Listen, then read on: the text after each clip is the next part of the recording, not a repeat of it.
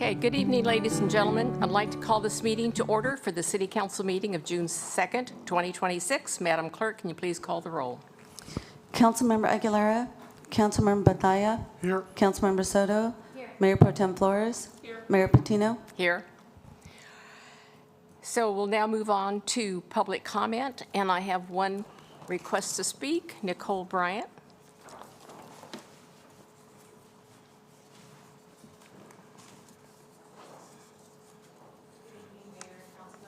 My name is Nicole Bryant, representing SEIU Local 620 and your general unit employees of the City of Santa Maria.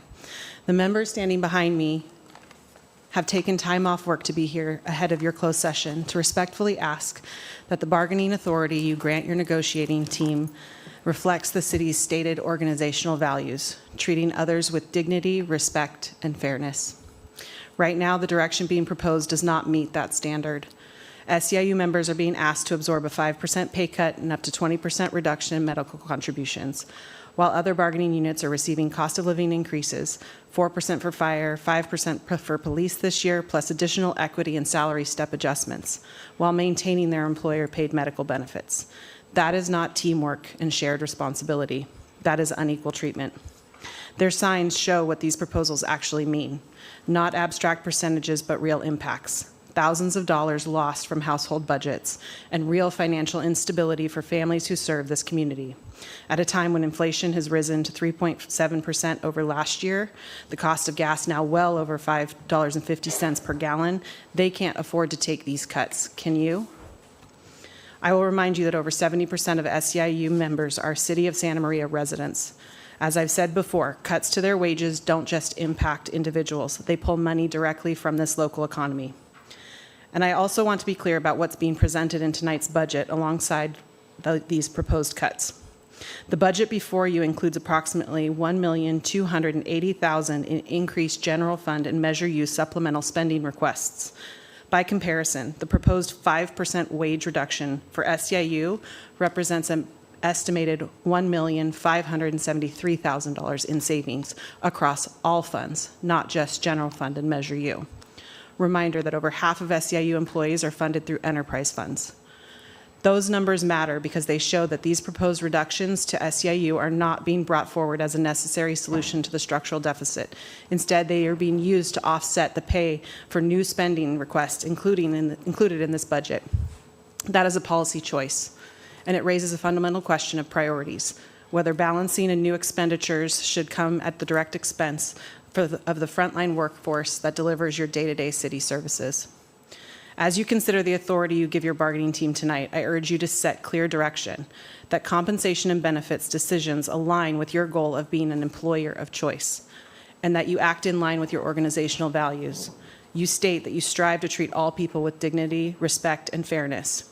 You believe that the employees of the city are your most valuable resource, and each employee's contribution is the key to your success. Because the decisions you make tonight in closed session will define not just these negotiations, but the rebuilding of trust or lack thereof between this city and its workforce moving forward. Thank you. Thank you, Ms. Bryant. The City Council will now recess to a closed session and will reconvene to the regular portion of the agenda at 5:30. Madam Clerk, can you please read the title of the closed session items? 3A, Public Employee Performance Evaluation pursuant to California Government Code 54957B1. 3B, Conference with Labor Negotiators pursuant to California Government Code 54957.6. And 3C, Conference with Legal Counsel existing litigation pursuant to California Government Code 54956.9D1, one case. Thank you. We will now recess into closed session.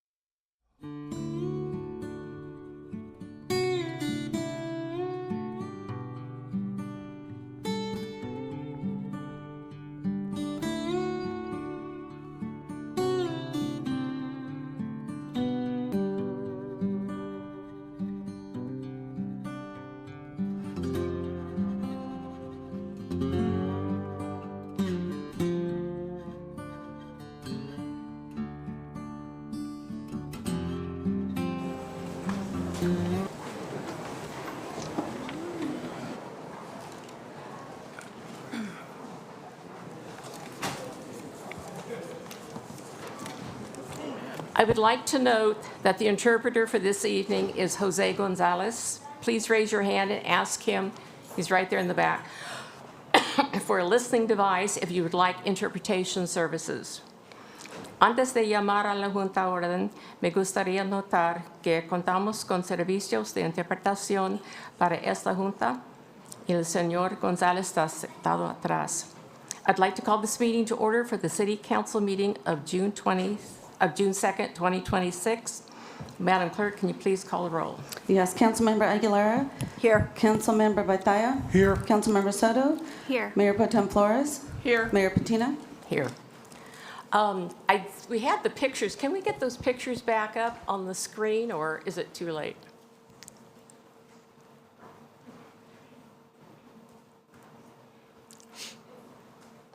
If we can open up the door back there, we cannot close them on a public meeting. If somebody can open one of the doors. Where's my pen? Thank you. Okay, last Memorial Day, these are members of FFA from Santa Maria High School and from Pioneer High School. That's a picture of the kids before they were placing the flags. And they're putting the flags at the graveside. And I'm going to guess there was about 25. And they're taking instructions on how to place the flags for any of our fallen members of the military. And that was Memorial Day when they came to put the wreath during the Memorial Day cemetery, at the Memorial Day ceremony at the cemetery. And there's the group right there. And I'd like to thank, the FFA was from Santa Maria and Pioneer, and I'm not sure if there was some from Rigetti there or not. But anyway, they did a great job, and the cemetery was covered in less than 2 hours with all the flags. Because you have to go and you have to read the names and read the rank they had and the service that they served in. And so I wanted to thank all these kids for doing that. So I requested that. And so we thank Mr. Guerra and Mr. Guerra and Mr. Guerra. So and they're all at the high schools now. Okay, let's see. City Attorney, Mr. Watson, would you like to give the closed session report? Yes, Madam Mayor. With respect to items 3A through C, instructions were provided to the negotiators, and no further response is necessary or report. Thank you. We'll now present a proclamation proclaiming June 2026 as Pride Month in the city of Santa Maria, and Councilmember Soto will be presenting that proclamation.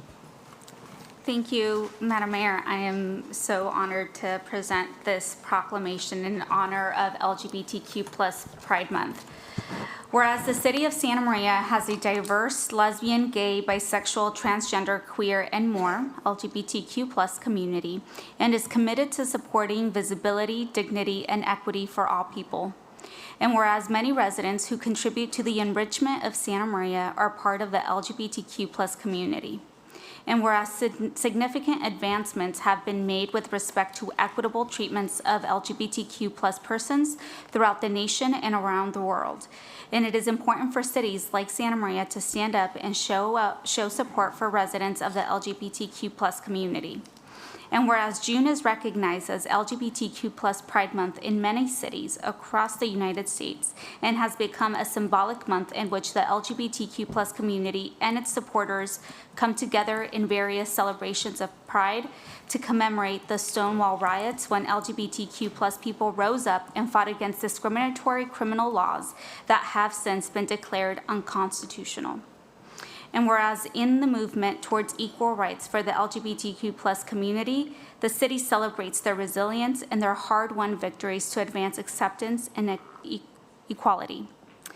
Now, therefore, Alice Patino, Mayor of the City of Santa Maria, hereby recognizes the month of June 2026 as LGBTQ+ Pride Month in the City of Santa Maria and urges all residents and businesses to respect the entire community and build a culture that strives for equity and equality for all people. And here to accept this proclamation is Suzette Lopez, the Executive Director of House of Pride and Equality, also known as HOPE.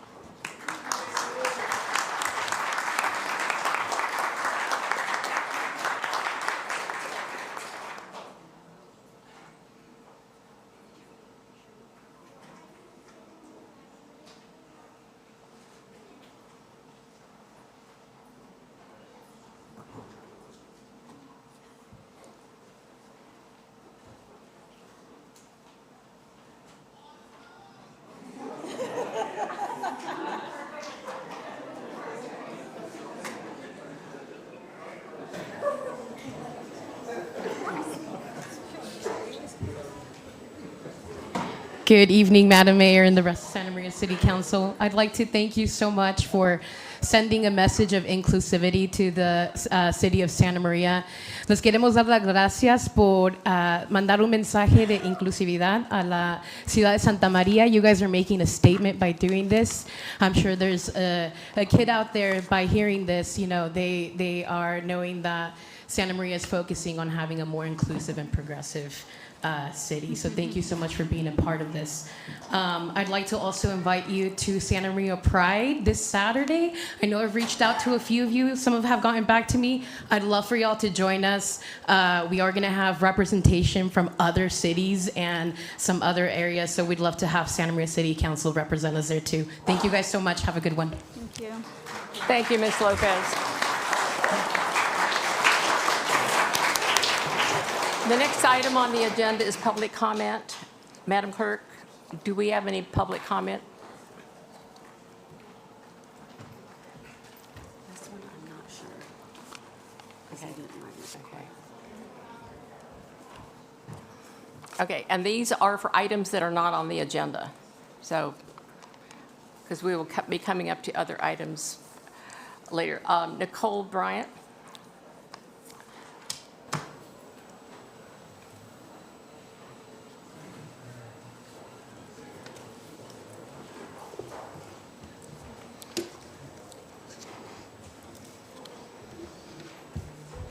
Good evening, Mayor and council members. My name is Nicole Bryant, representing SEIU Local 620 and the general unit employees of the city.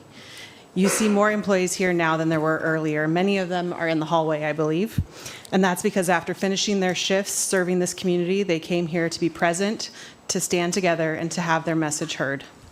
As the message, and that message is simple: equitable cost of living adjustments, fair medical benefits, and greater financial transparency.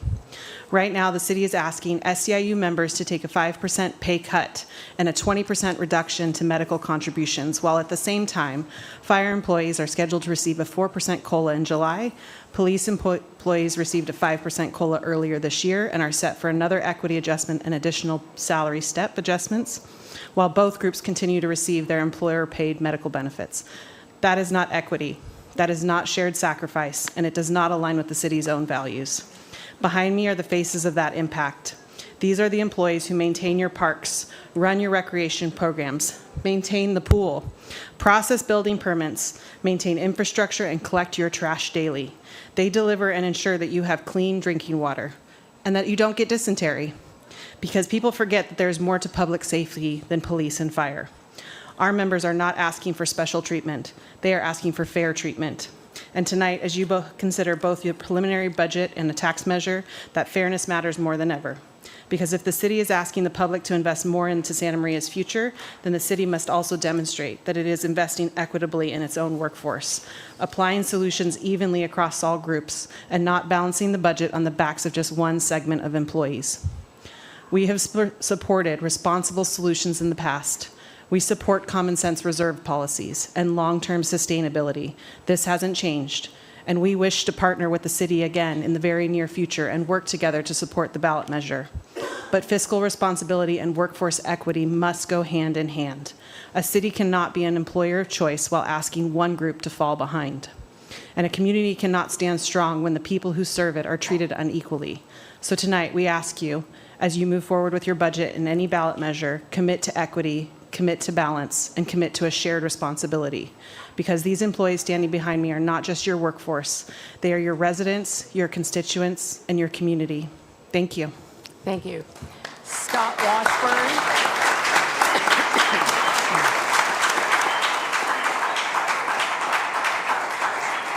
Scott Washburn.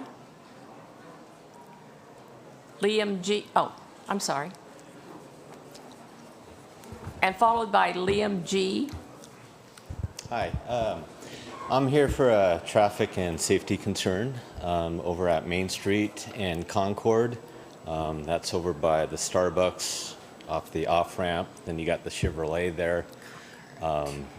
Oftentimes that Main Street gets blocked at Concord during school or people getting off of work, and people don't know to keep that intersection clear.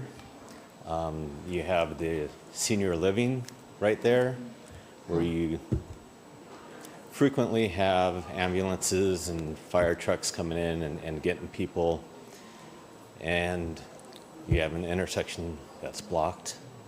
So I just ask that the city council keep that in mind. I don't know whose jurisdiction it is, if it's Caltrans or the city, but I do ask that the city think about it, facilitate it. If it's Caltrans, it doesn't cost you anything, right?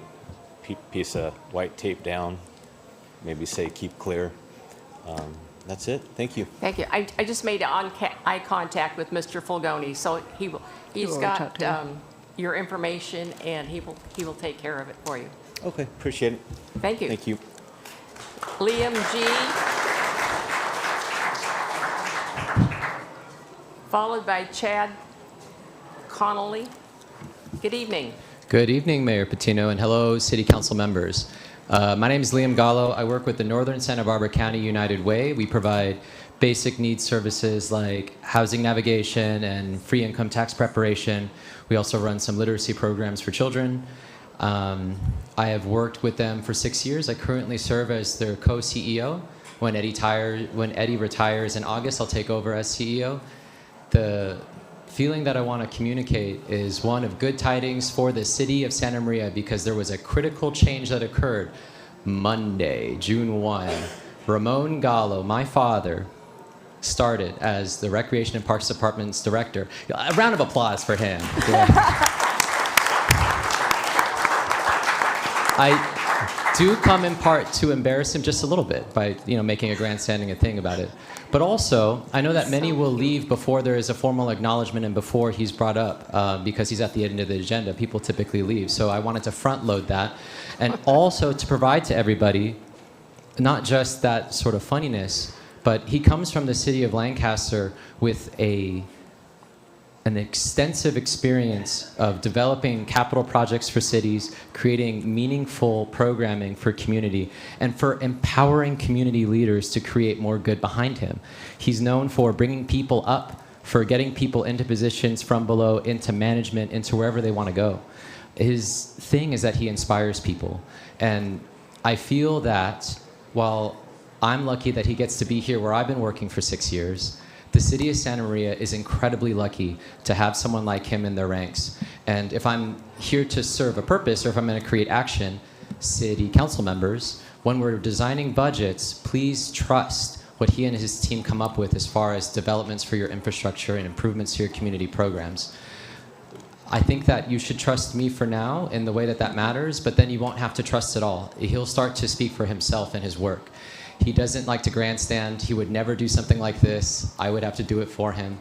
But you can trust in his work ethic, and you can trust in his ability to inspire leadership below and above. So that's what I have to say. Thank you. Thank you. Thank you. Chad Connolly, followed by Jimmy Molina.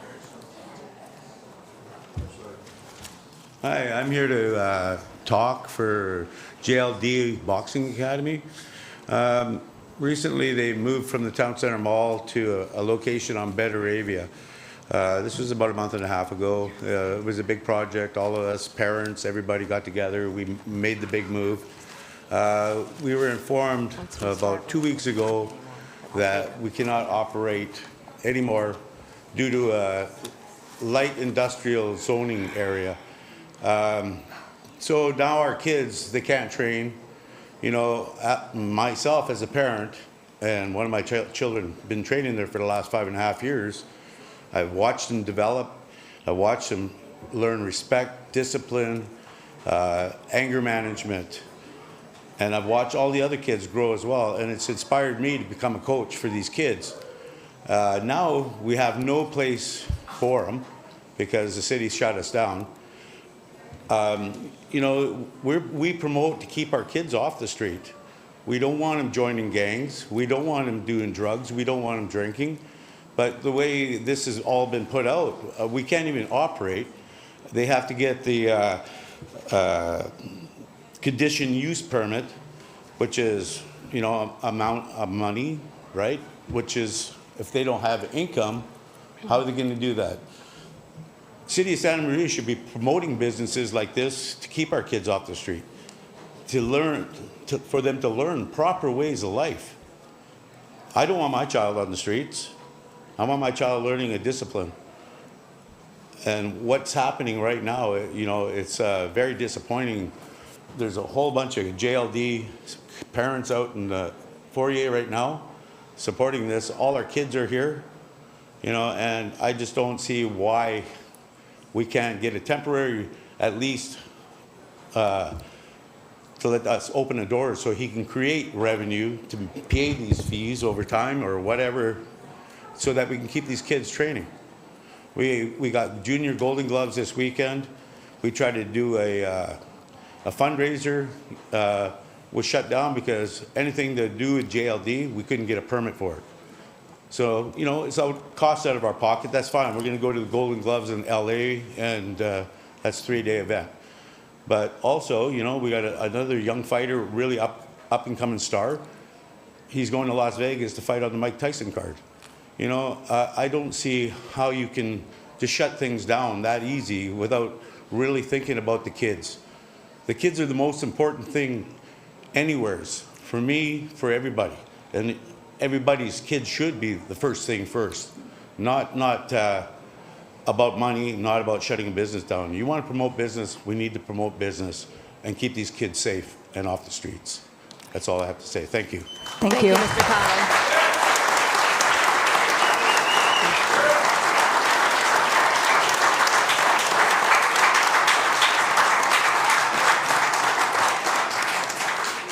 Mr. Connolly, I have your information, and our city manager, Mr. Rollins, will be contacting you. Thank you. Thank you. Jimmy Malena.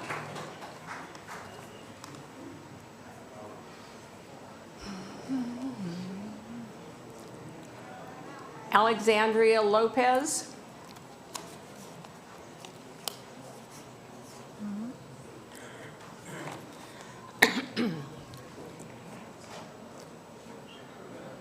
Could it be that they don't hear us? Patrick Coughlin.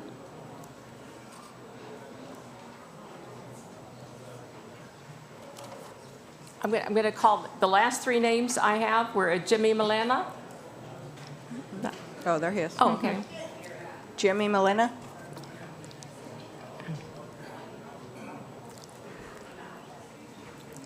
Can you not hear me back there? Okay. Okay. Jimmy Malena? Okay. And then Alexandria Lopez after that? Hello, my name Good is evening. Jimmy Malena. I'm with the Santa Maria Indians Baseball Club here in Santa Maria. We represent the whole Santa Maria Valley here. Currently, we have 234 boys playing fall ball baseball. We have 35 college kids playing summer baseball. And we have them all over the city of Santa Maria and Orchid, the whole valley. They're from everywhere.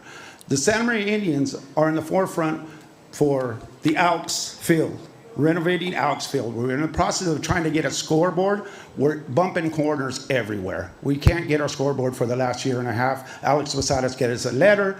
Well, and we're in the midst of trying to get that with our engineers to get our scoreboard there. We're also been with Gloria Soto, Brandt, Smitherman, all who powers to be to get Elks Field and Siemens Park opened again with ADA requirements. We don't have the money. We don't even have a plan. It's been 3 years.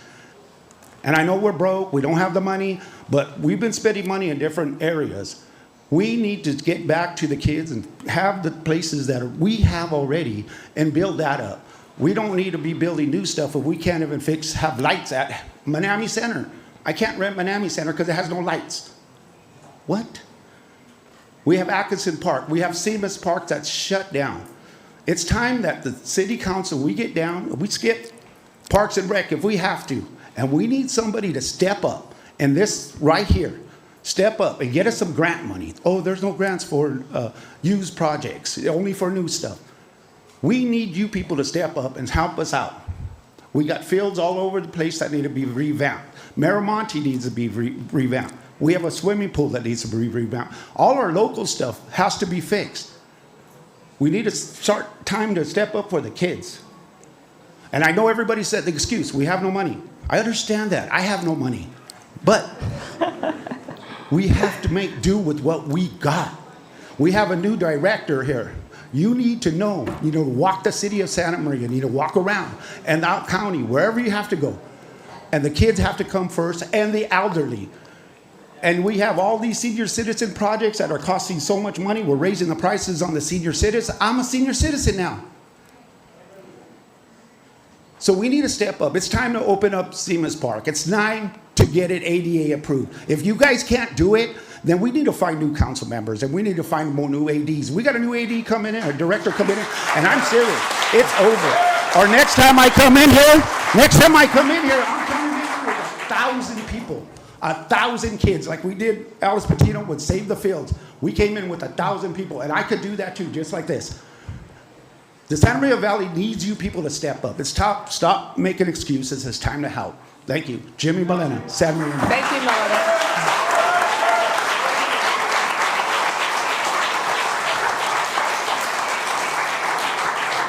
Alexandria Lopez, can you hear me now?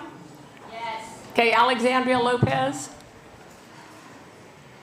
Alexandria Lopez? She's right there. Okay. Hello. I'll try to make this brief. I was born and raised here in Santa Maria. I'm a nurse. I work at our local hospital. I have over, 4 decades of family swimming locally here at Paul Nelson Pool.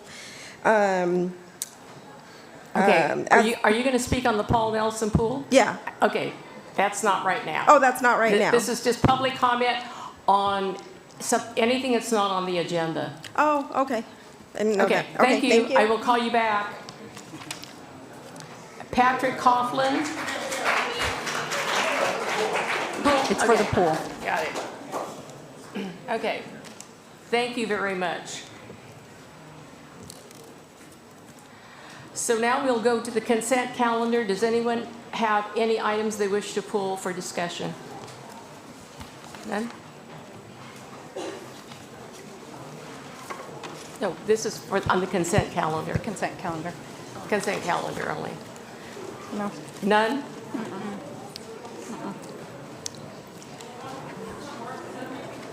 I have a written comment. Pardon? I have a written comment Oh, that we okay. received for agenda item 11F1 by Linda Paxton. Okay. So I move that we approve the consent calendar? Second. Yes. Okay, I have a motion and a second to approve the consent calendar. Yes. Any discussion? No. Madam Clerk, can you please call the roll? Councilmember Aguilera? Aye. Mayor Pro Tem Flores? Aye. Councilmember Bathaya? Aye. Councilmember Soto? Aye. And Mayor Patino? Aye.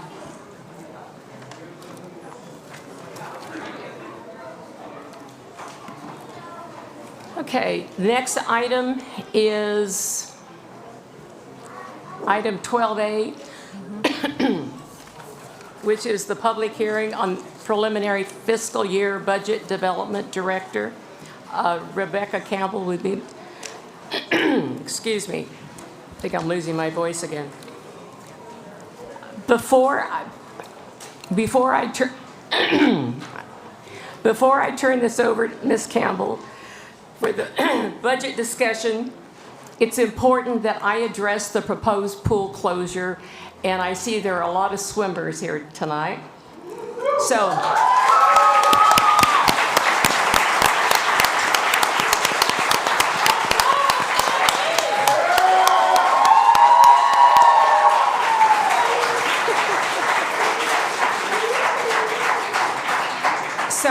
I have received your correspondence regarding the pool. I don't know how many we are up to at this point, but it is significant. And please be assured that we're actively listening to the community's feedback.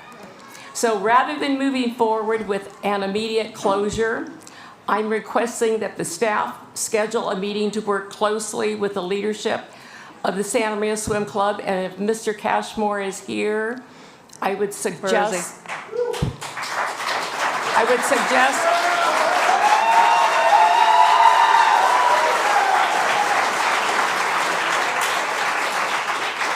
if you can, Mr. Cashmore, if we could get, say, a representation of maybe 4 or 5 people from the swim club with you as the point person. And we have an ad hoc committee for the budget, which is Ms. Soto and myself. And we can get together with the city staff and figure out something that we can do before the 16th. And so that means we would be meeting next week. Is that okay? So is that a motion? So our goal is to address the current budget concerns and collaboratively work to explore any kind of resolution that we can have and to preserve that year-round access that is essential to so many of our kids and adults here in Santa Maria.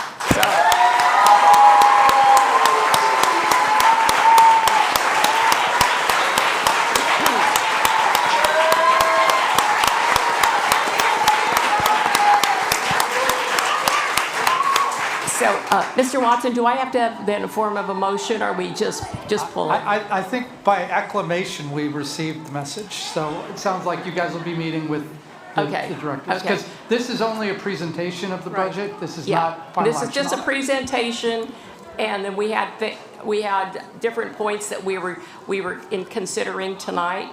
And if you would, if you'd like to speak, you can speak, but if not, we will have a committee put together and figure out how we're going to resolve this issue. Ms. Soto? Thank you, Madam Mayor. I know that you mentioned that this was only a presentation, but in the agenda, it shows that there's a resolution to adopt the budget for fiscal years 2026 through 2028. Yeah, that's why I think we need a motion to amend it. If that's the pleasure of the board, then because you don't know, are you amending to exclude it from this year's budget then? Yes. So I would like to make a motion that we look at the budget but exclude the swimming pool discussion. That way we can have the ad hoc committee speak with the swimmers and the city staff to figure out a solution. So if you're going to have the presentation, we want to exclude that for a future meeting. So that would be my motion for today. Okay, or you can second my motion, whatever you want to do. Okay, we'll have your motion, and is there a second for that? I'll second. Okay, so we have a motion and a second. Did you get that, Madam Clerk? Yes. Okay. Further discussion? Hearing none, Madam Clerk, can you please call the roll? Councilmember Aguilera? Aye. Mayor Pro Tem Flores? Aye. Councilmember Bathaya? Aye. Councilmember Soto? Aye. Mayor Patino? Aye. Okay, that's it. I So, believe go ahead, Ms. you were Soto. going to say something when I posed the question. The resolution was only included as an attachment, and somehow it got put on as a recommendation. And we were attaching it to show you what we're going to bring on June 16th. Okay, And it so also we're said- not Thank you. adopting the budget tonight. Correct. also It's said just under proposed item- for review. Yeah, it's said under item 2 that you have the option of deferring it as well. And that makes a lot of sense, Rebecca, because this Yeah. was the first time that I was hearing Right, of it's the this first read. when I got a lot of emails and Yeah. calls. So it is the first time that you're presenting this to the entire council. So tonight, we're having the presentation of the budget, and on the 16th, we will be acting on it. Okay. But in the meantime, we will have committee meetings to get this resolved so that we don't have to do this every 5 or 6 years. What's it been, Mr. Cashmore, about 5 years ago? COVID. Yeah, thank you. Okay, so now we will have the presentation by Ms. Campbell, Director of Finance. Okay, thank you, Madam Mayor. Good evening, members of council. Rebecca Campbell, Director of Finance. Do you want to give people time if they're going to?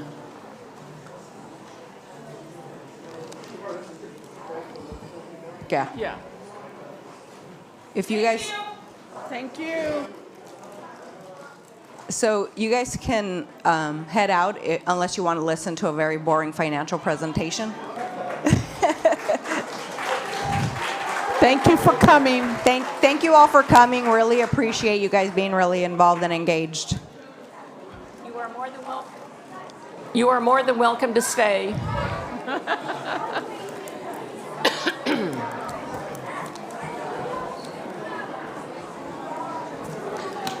Let me use the restroom. Go ahead.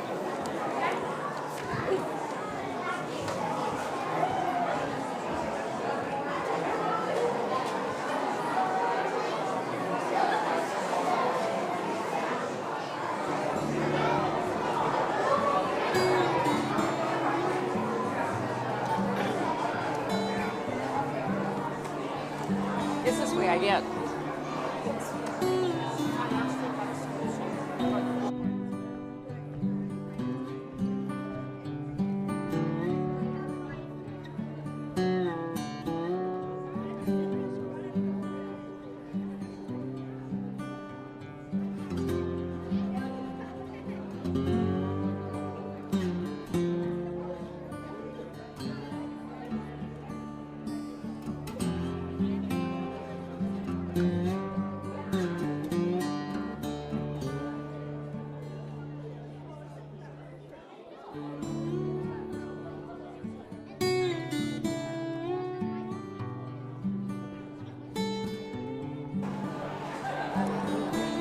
Shoot.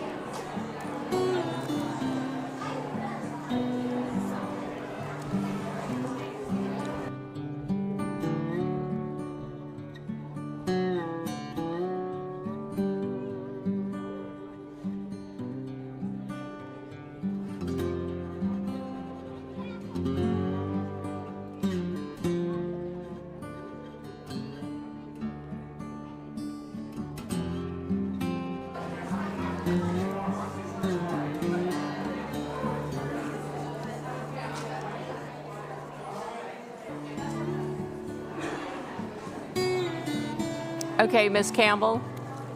Thank you. Okay, thank you, members of council. So here today and tonight's budget night, and we're introducing the biennial fiscal year 26-28 two-year budget. Okay. So I want to first introduce you to the budget team. So I have Mr. Rick Kirkwood in the crowd and Ms. Divine Mello, city employees and very hardworking, and so they're here for support. I also want to recognize all the departments and their fiscal staff. There's been an enormous amount of work that's been put into this process, and we're here today to give you the update. Okay. So the recommendation tonight is not to adopt a resolution. It's to receive an update on the budget for the 2 years and to hear all the proposals, and we seek your input and direction.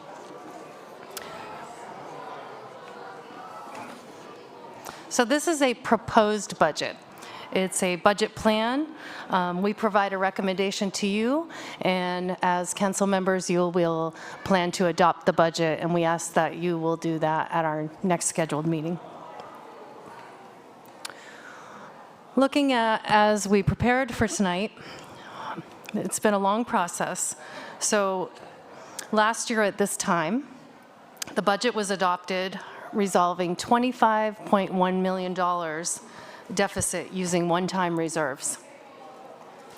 The city got right to work and engaged in a very serious rebalancing effort to reduce the deficit. These efforts included revisiting its financials, capital projects, and fiscal policies. We unfunded and deleted a majority of the long-term persistent vacancies. We reviewed and made recommendations for new revenue options. And this was a citywide effort of all staff, directors, staff, and city council budget ad hoc.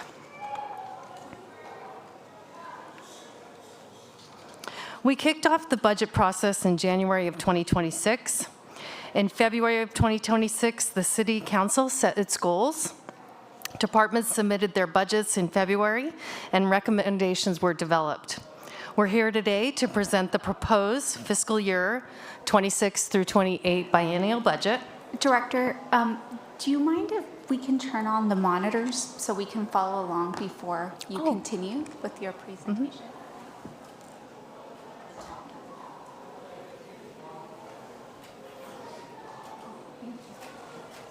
No. Yeah, I saw. Thank you. Thank you, Councilmember Soto. Oh, it turned off again. Oh, Oh, there we go.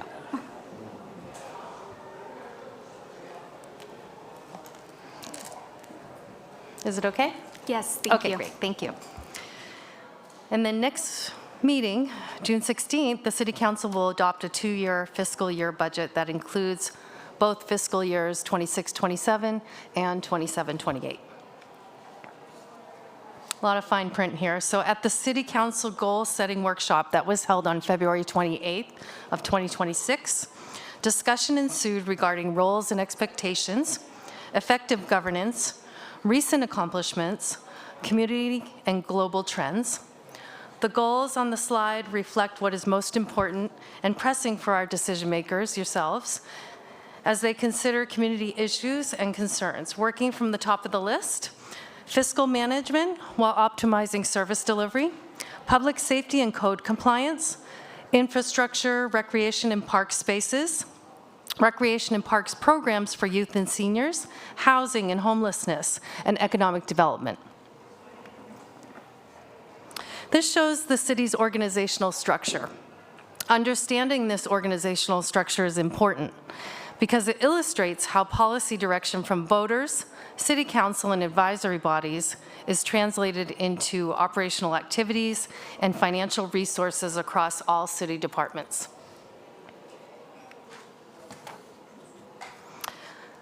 This table on the slide links the City Council's goals and objectives with the departments responsible for carrying them out. You can find more information about that in the new budget book in the departmental sections.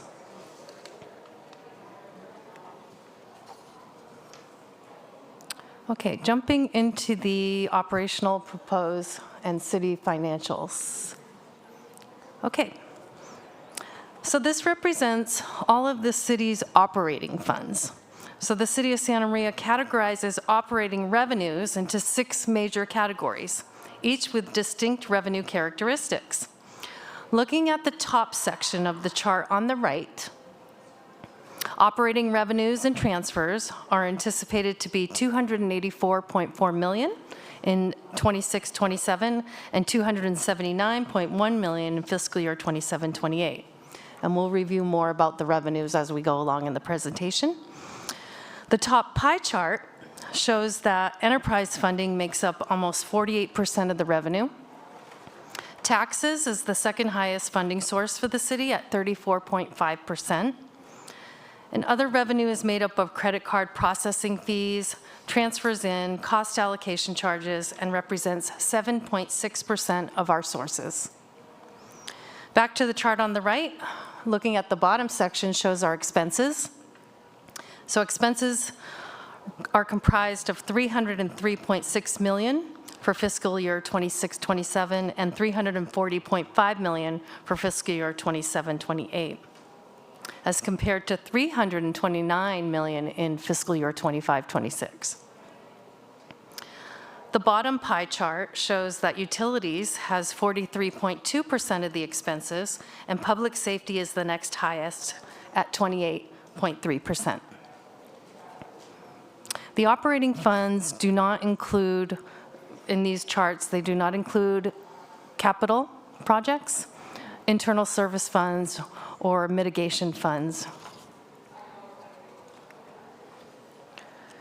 If we include those funds, this brings the city's budget up to a total of $367.4 million in fiscal year 26-27 and $425.3 million in fiscal year 27-28. That includes all the capital maintenance, the equipment, and the project budgets.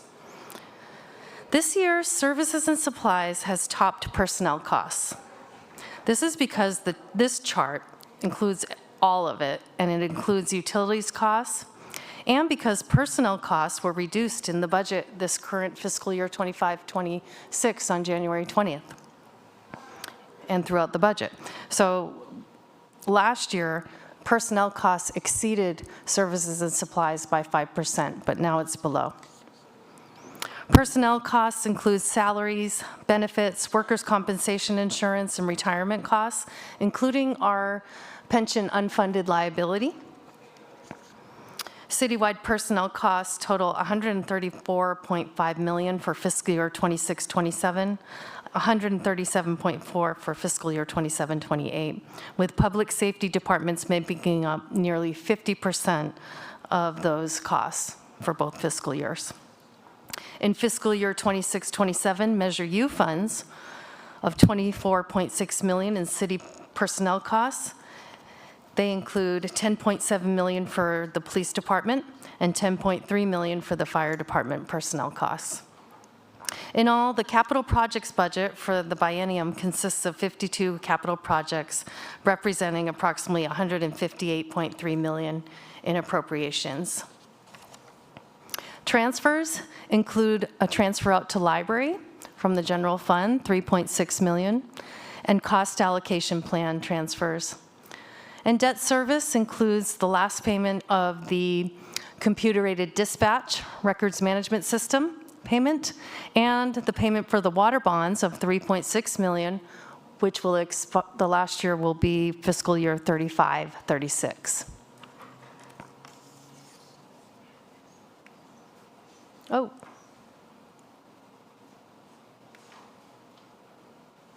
Oh, that's odd. I don't know what happened here, but I'll talk through it, so I apologize. So we had a chart up here that showed our position allocations.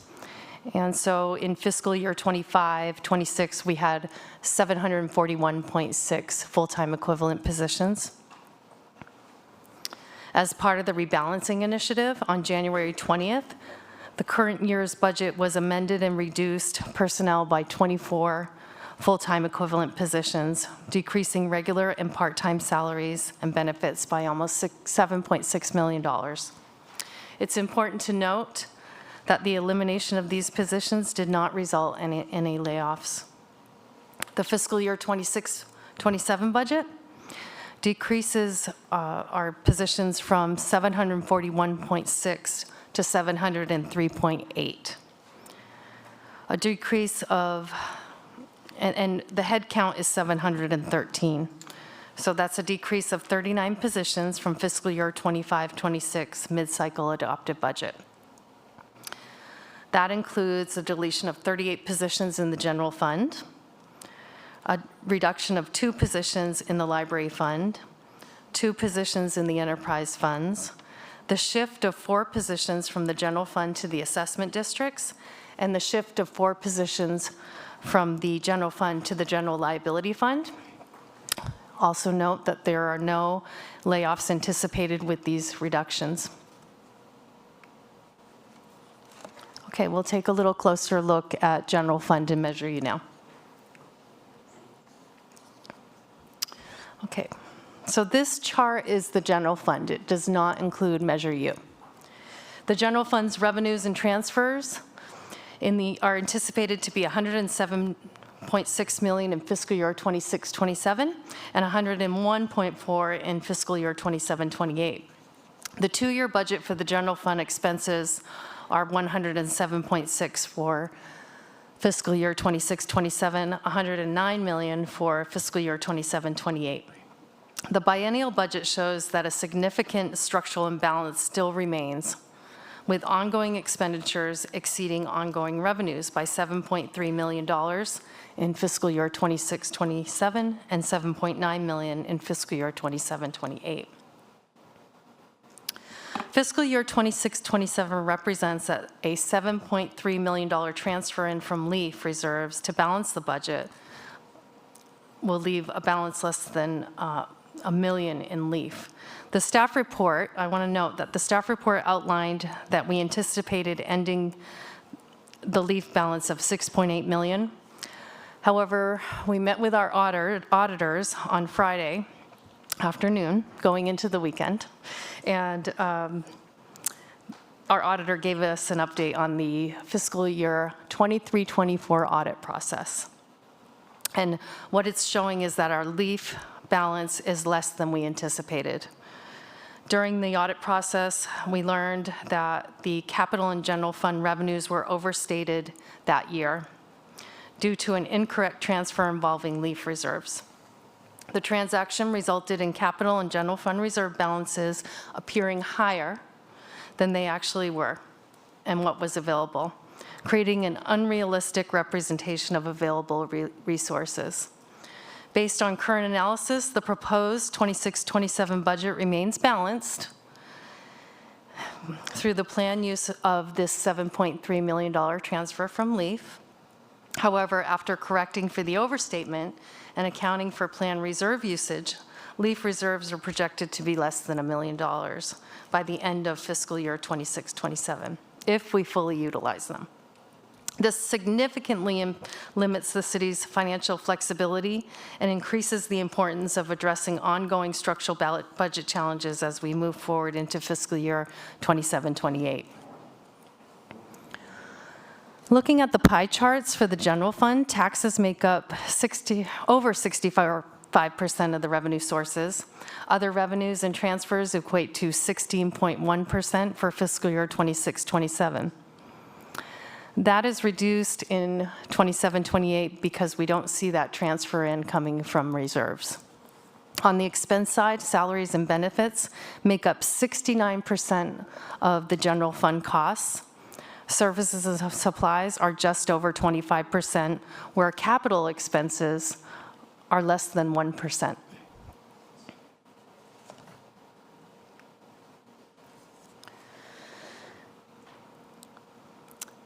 This shows how the general fund appropriations are distributed by department. Police department has the highest cost at $43.8 million and represents almost 41% of the general fund. Fire makes up 14% at $15.1 million. Finance makes up almost 12% or $12 million.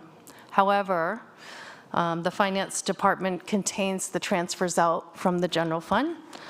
So that would be $5.5 million related to operating and capital transfers from finance.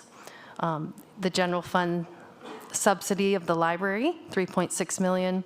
The general fund subsidy of the landscape districts, $764,000. The general fund transfers of $850,000 of the utilities franchise fees to the general capital fund for enhanced roadway maintenance. That's all in finance. Taking a closer look at our revenues, property tax represents 27% of the general fund revenues. For fiscal year 26-27, the city is projected at $29.5 million and $29.9 million for 27-28. So this is up $646,000 or 2.2% from fiscal year 25-26. Sales tax is the largest general fund revenue source at 29.7%. Therefore, it's vitally important to the city's future. Sales tax revenues are projected to increase to $31.9 million in fiscal year 26-27, up from $30.8 last fiscal year, approximately a $1 million increase. And 27-28 projection is 32.6. In talking to HDL, who is our tax consultant, they have shared that recent influences on sales tax include various things. So some of them are high inflation passes along the cost of goods, an expected interest rate increase by the Federal Reserve. Shoppers took advantage of automotive incentives.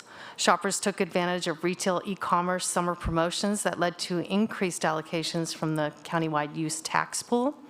Business industrial sales gained with light industrial orders and larger one-time investment reported. Building material sales decreased with more focus on repairs rather than larger projects. And cost-conscious consumers have pulled back on retail purchases at specialty stores and are often dining out less frequently due to higher menu prices. Our transient occupancy tax revenues account for 3.7% of the general fund revenue, approximately $4 million, and that has remained flat and is projected to remain flat throughout this period. So we've been working on the rebalancing measures since we were here last year, on this cycle. And so in working with all the departments, there's a number of balancing measures that are incorporated into the budget. So looking at this, we have reductions. So reductions and revenue increases. So I'll go over the list. So looking through the departments, we had a reduction of $1.5 million. Those are related to services and supplies. They could include contractual reductions for outside contracts, some training, subscriptions. Projections, we looked at our revenue projections, and we were able to increase that by $1.7 million. A lot of that is related to permit revenue. I just won't talk about the closure of the pool, okay? We'll take that off the list. Deletion, but we will have to work on that $344,000. That will be something we'll need to figure out. Deletion of vacant positions and/or reallocated filled positions to other funds where justifiable. There was a total of 8.3 positions. No layoffs anticipated, so $1.7 million. We are recommending to unfund limited service positions in library, recreation and parks, police, and public works. This will be an impact to service levels. There could be recommended closure that comes with that. For example, with the library, we could be seeing an 8-hour closure that comes with that and impacts on rec and parks programs. Elimination of subsidies to United Way, Historical Museum, and Museum of Flight, $70,000. The budget assumes that most governmental fees are set at full cost recovery. We'll have the hearing after this. And so that represents an increase in revenue of approximately $2 million citywide, and for the general fund, that represents $1.7 million if those fees are updated. And it includes balancing the general fund for fiscal year 26-27 with a transfer in from one-time local economic augmentation fund, so LEAF we call it, reserves of $7.3 million. We do have supplemental budget requests included in the budget. So these are budget additions that weren't in the budget last year, or they may have been adopted mid-year, or they may have been within the department budgets but not technically budgeted for. We also just went through a transition with our enterprise resource planning software, so there were some of those costs that were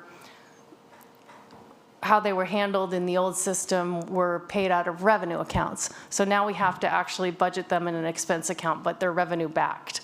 So there's some mechanical budgetary items too. So I'll go over in general, and then I'll talk a little specifically more about some of the new costs. So 78, we call them SBRs, were submitted, of which 63 are recommended. There's a number of revenue offset SBRs. So those are limited service staff for the community development and police departments. There are existing contractual obligations that the city has entered into that now we are seeing the costs come in for those. So those include, for example, the animal services contract. There's a number of software maintenance agreements that we are we'll have licensing fees and things like of those such. We also have budget adjustments every budget cycle for the general liability and workers' compensation insurance premiums and claims increases. So that's really keeping up with our insurance rates. Others, replacement of the city's business equipment. So, you know, our equipment ends up reaching end of life. We want to make sure that we keep up on our technology and our network, such as that. The enterprise resource planning budget grant / capital module. So that with our new system, it did not come with a usable budget that would work for us. So this would be a new cost, and I'll go over that in just a minute. We also have one full-time equivalent finance clerk one for utility billing.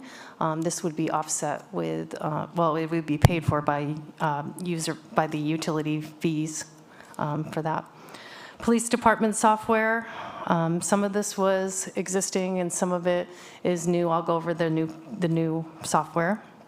And then overall, the increase to the general fund is $1.3 million for fiscal year 26-27 and $1.6 million for fiscal year 27-28. $750,000 of that is the new software costs that we have for new systems that are already entered into.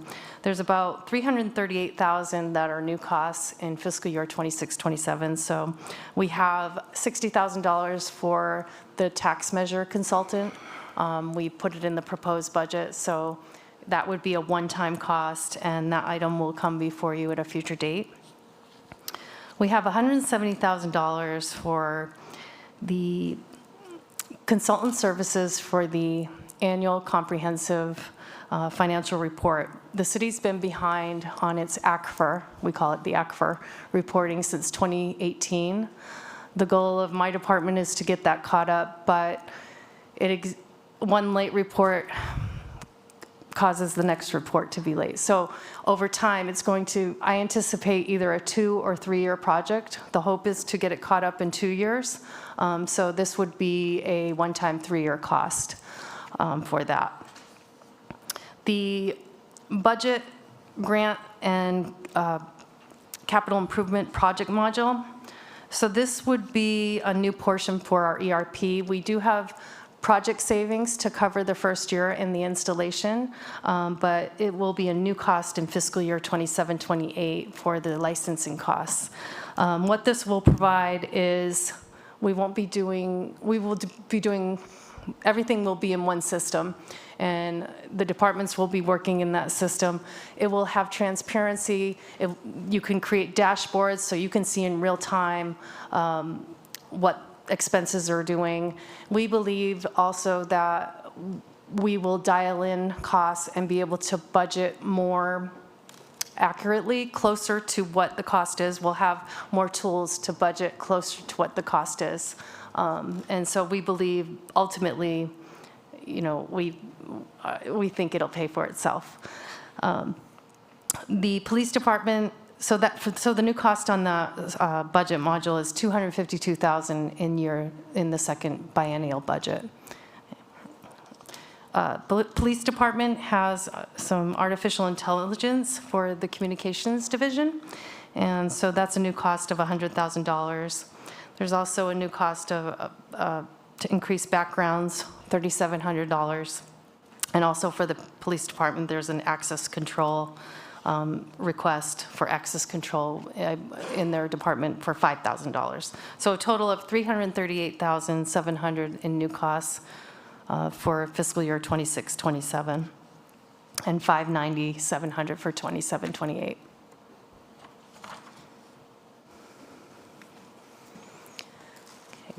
This chart updates the general fund fiscal forecast.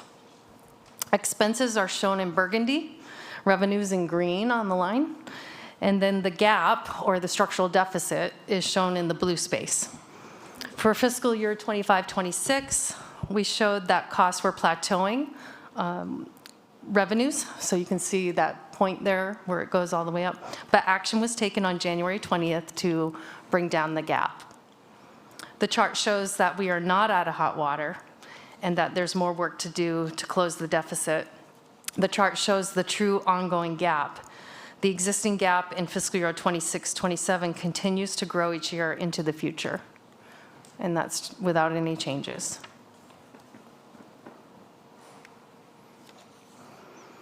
So this chart shows the composition of the general fund fiscal forecast categories. So revenues include operating transfers of 9.5 million. There's 7.3 coming from LEAF in fiscal year 26-27. And so here, really what we're looking at is the green line, which represents our revenue. And so you can see the revenue meets all the expenses fiscal year 26-27 because we're bringing in reserves to meet that. But you can see, if we look at the different colors, so the blue represents salaries and benefits, the yellow is services and supplies, and that purple is capital and outside agencies. So if we look at that, actually that I'm sorry, I misspoke. The bottom is the transfers, correct? Yeah, okay, sorry about that. So if you look here, let's just focus on salaries and benefits and services and supplies. So you can see that salaries and benefits increased over the time $18.3 million, or 37.4%.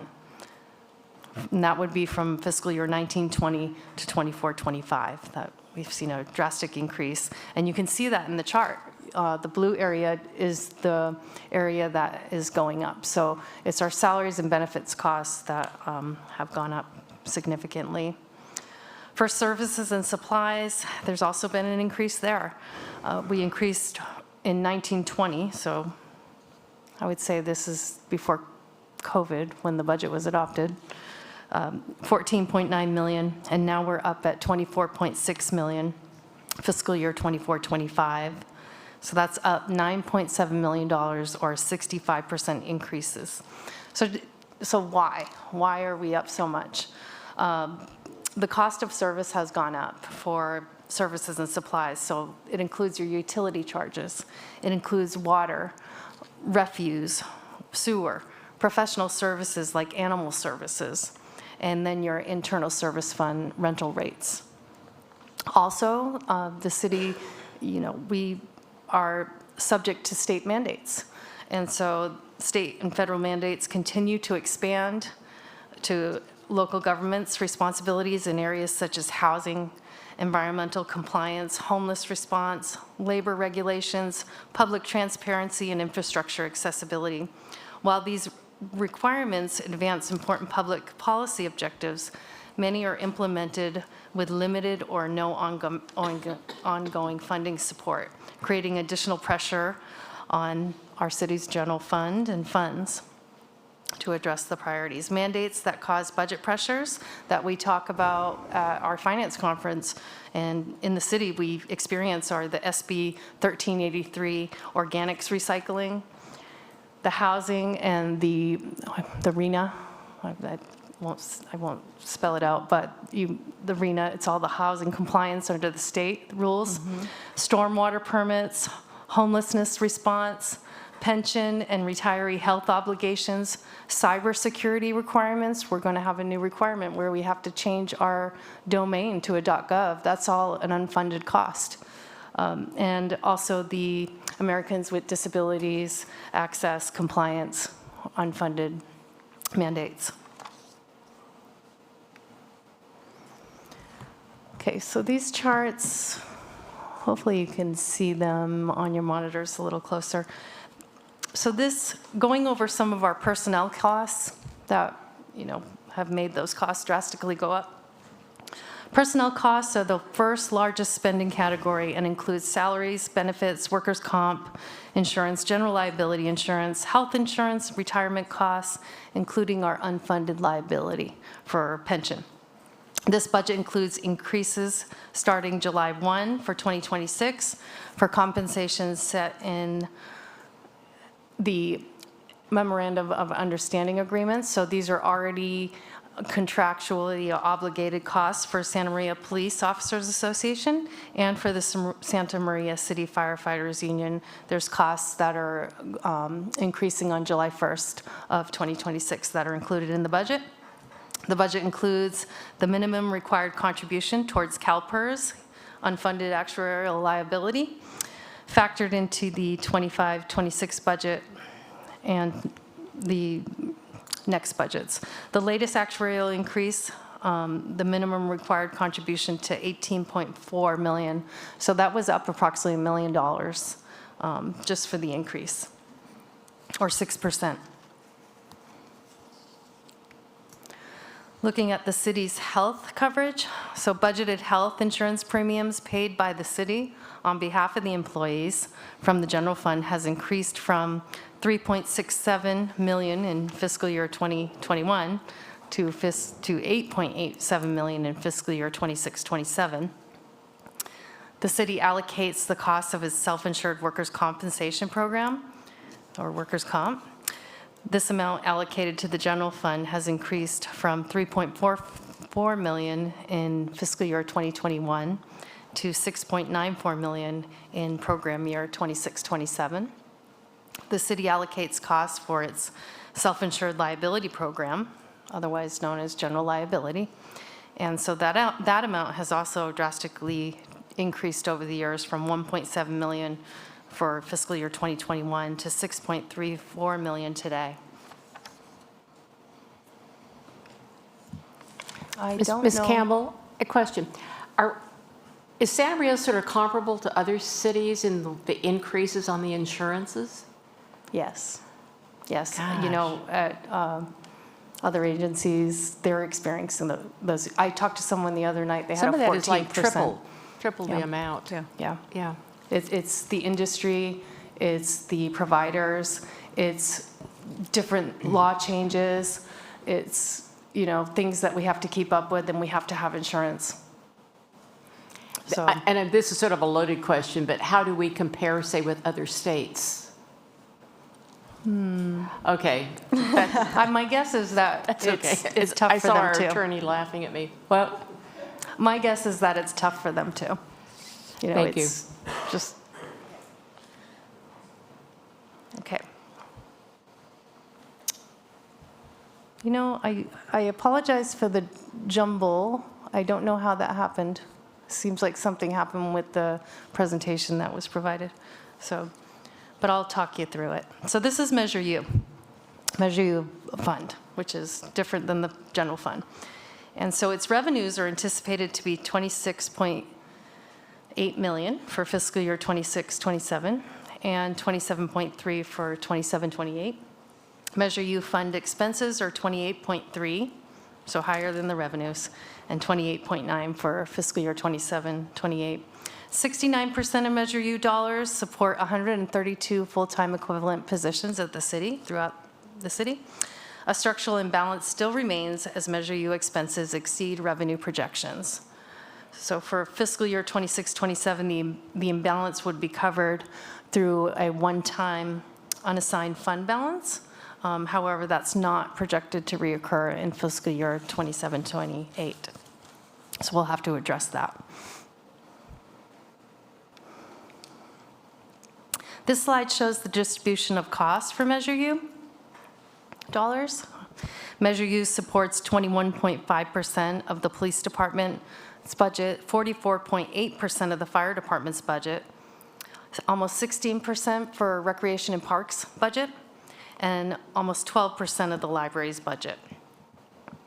The City Council authorized that 90% of the proceeds be spent on public safety related services, and 5% on youth services, and 5% on quality of life. If we want to bring those costs more in line with Measure U policy, then we'll need to look at reducing costs in the public safety category and not just putting those costs on the general fund as they have done in the past.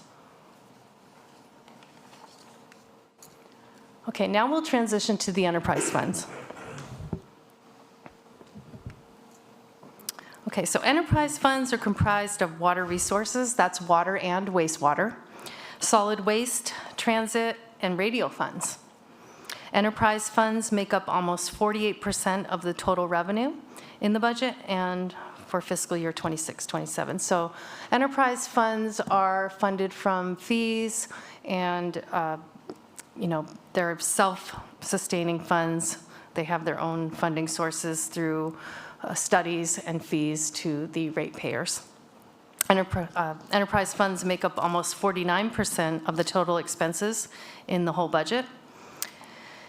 They are restricted funds that are self-supported by funding all operating and capital expenses through charges, the rates, collected for their services. The city monitors the health of the water resources and solid waste funds through a comprehensive rate model.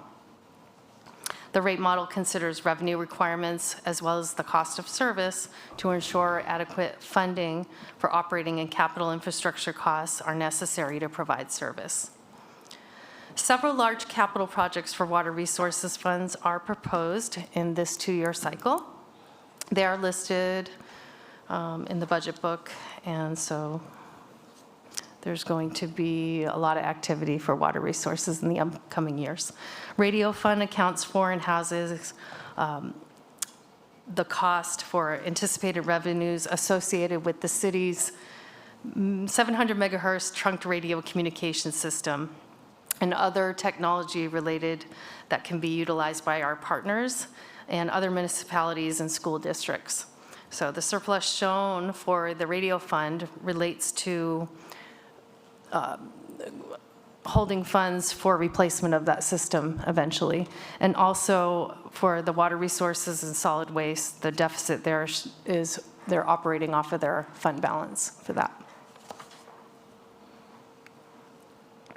Okay, so now we're transitioning to another fund, the Capital Improvement Plan and Maintenance and Equipment Projects. So we call it the CIP MEP, or I'm just going to call it capital today. And so this budget, so as I said, we have 52 capital projects represented in the two-year, approximately $158.3 million in appropriations. So how that's laid out is $50 million for fiscal year 26-27 and $108.3 million in the second year. Projects are funded by many sources. You can see on that chart on the left, like mitigation funds, enterprise funds, Quimby Act, just to name a few.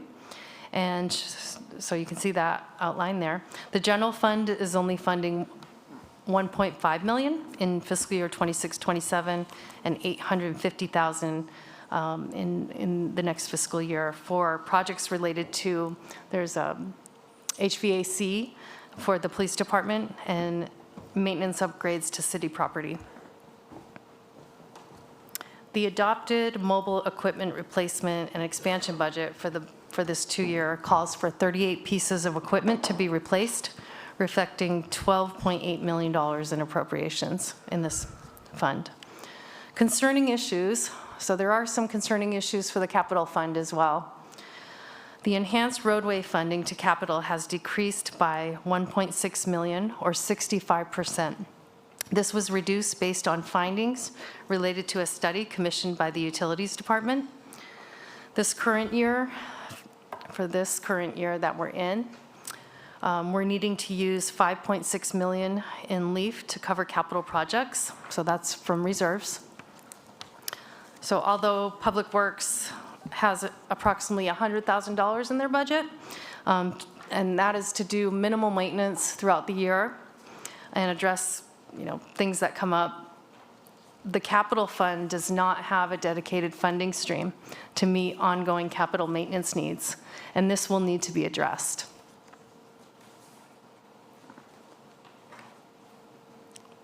Okay, so taking a look at our reserves. So we did our best to update this slide based on the new information we received from the auditor. And so we're going to be continuing to analyze that over this next week, and if there's any changes, we'll bring that to you on June 16th. But this slide represents what we are now tracking. After meeting with the auditors on Friday, we learned that we have a lot less of the local economic augmentation fund reserves than what we were tracking. And after fiscal year 26-27, LEAF reserves are projected to be less than $1 million. So please know, these chart changes are not reflected in the general fund forecast charts presented earlier in the slide deck. So, if there's, but still, we're still facing that deficit. I'd planned to bring a new reserve policy tonight, but I had to pull that based on my meeting with the auditors. And so I'll be working this week to bring that policy back on June 16th with recommendations for our reserve balances and how we're handling reserves.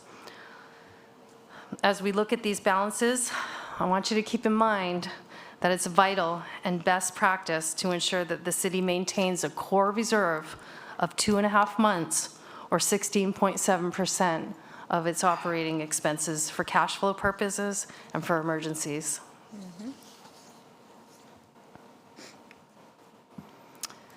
So the city has made meaningful progress in reducing its structural deficit, and those efforts should be recognized.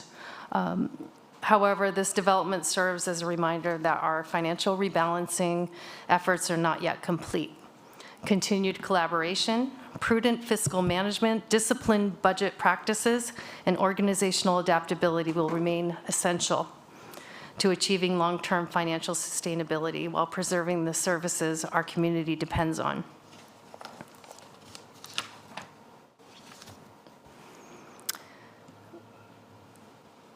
Okay.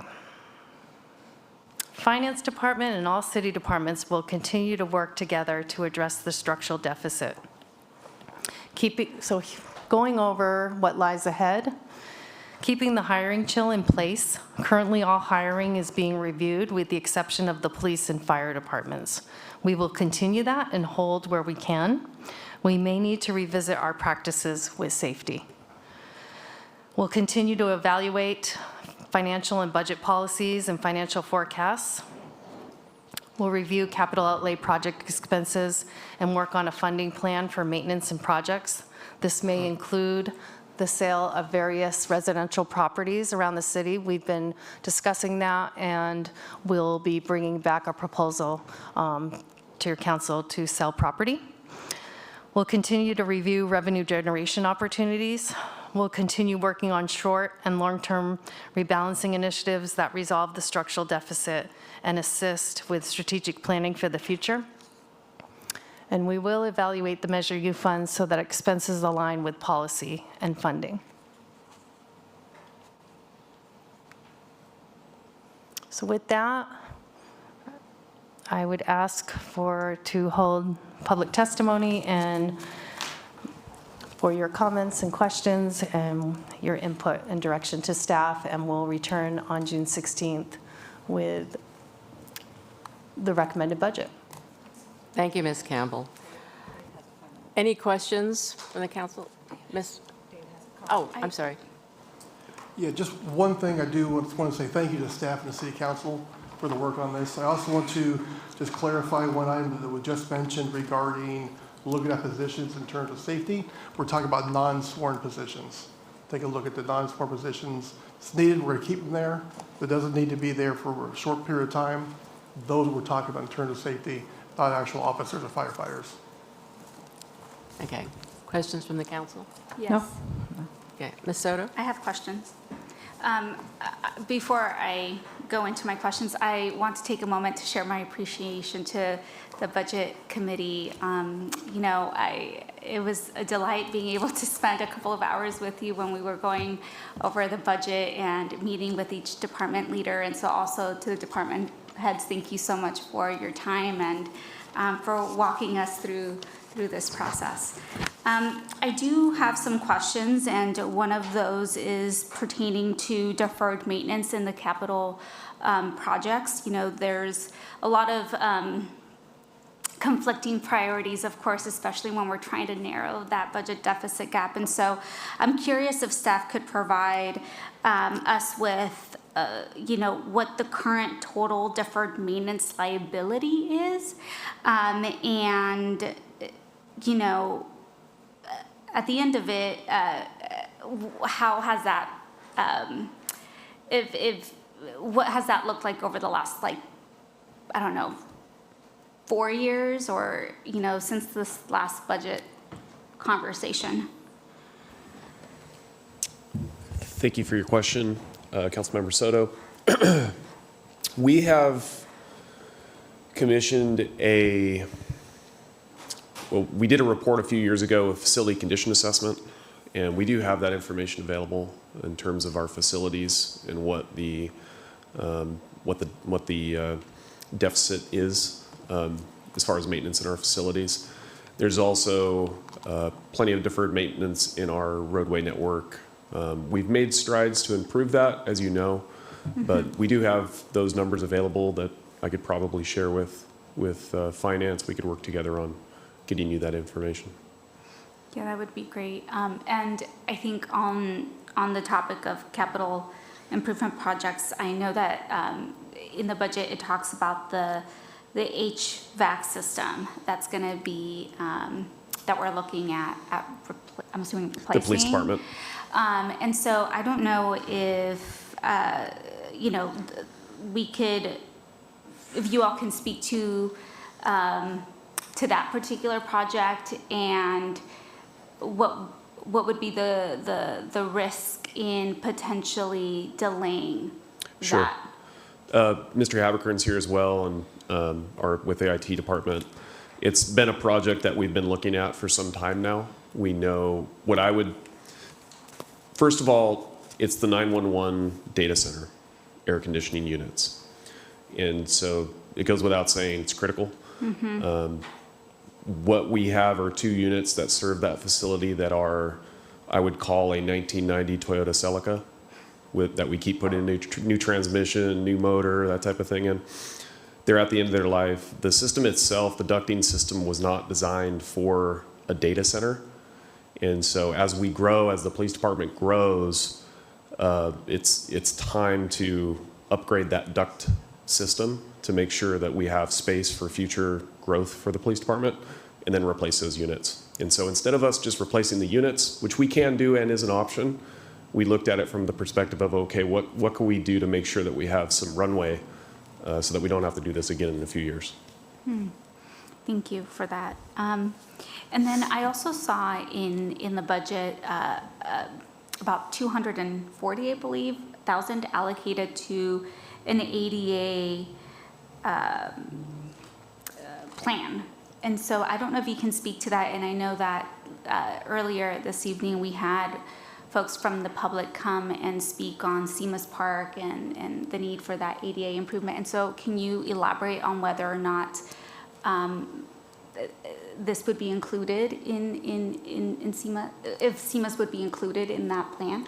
Yeah, so the city has endeavored, we've actually already procured a vendor. We started the project, the ADA transition plan update. The city, as a requirement of the ADA law, did a transition plan a number of years ago. And we've discovered deficiencies in that plan, and we want to make sure that we have a new plan that essentially studies all of our public rights-of-ways, all of our public buildings, all of our public parks, access and programming to virtually every touch point that the community has.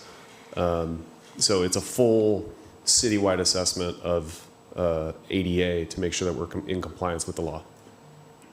And so would that include Seamus Park? It would. It would. And so once we wrap up that project, what would be the next steps?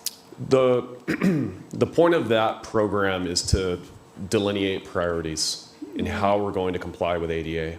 And so from that project, we should have some priorities that are spelled out for us to make recommendations on capital projects. And then we can come to the council and say, hey, these are the priorities for ADA, and we need to make sure whatever we say in that plan, we need to make sure we stick to it. So it would likely inform future capital projects. Yeah.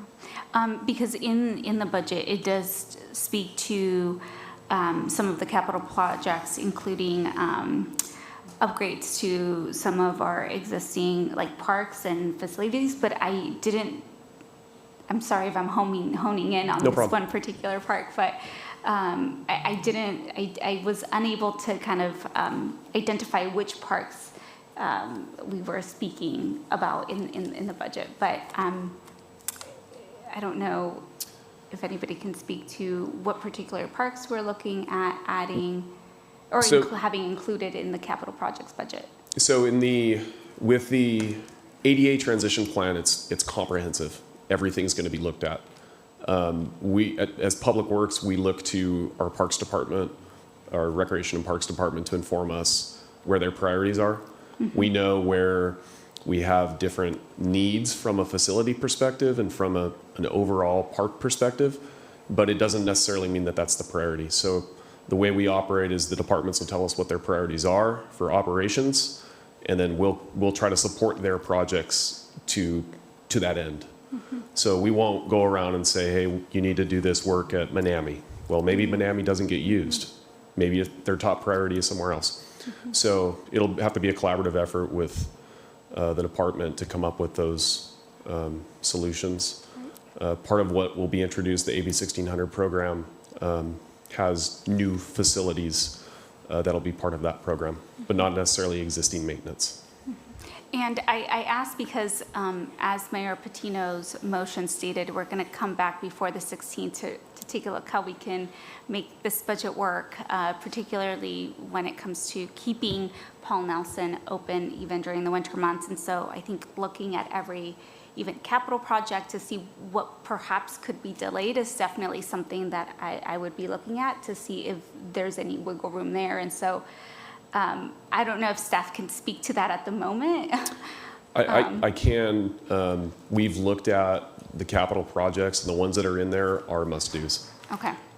There is very little in there on the general fund side, and the ones that are in there are serious issues. Okay. The good news with the pool is we put a lot of money into that project. We have new filters, we have new heaters, we have new, we just did the work on the pool itself a couple of years ago. We've got new solar going in at the moment, so there's a lot of good things about the pool, except for the pool building. Don't talk about the pool building, but the pool itself is in pretty good shape. I would also add that for those particular projects, we were looking at them and they're funded with Quimby-Act funds. So there's limitations on what you can spend Quimby-Act funds on. Right. So we have to be cautious. We can't just transfer costs back to the general fund. Right. Thank you. And the same goes for the AB 1600 developer impact fees that can only be spent on Right. expansion. Right. I Yep. remember us having that conversation. I thank you so much for that. Of course. My questions are now regarding impacts to some of the cuts that are being proposed in the budget, specifically when it comes to library. And so I know that the County of Santa Barbara provides us with a nice allocation every year for the operation of our libraries. And so I don't know if there are any if there are any match or any type of conditions that, or by us reducing the library's budget, if the revenue that we receive from the county would at all be jeopardized? Thank you for the question. No, the libraries that are funded by the county are not impacted. What will be impacted is our main library. And so the operations, we use limited service positions to help operate that facility. So we'll have to look at, we'll have to look at the operations and see where there's less people coming in, and it's likely that there will be an 8-hour closure coming with this.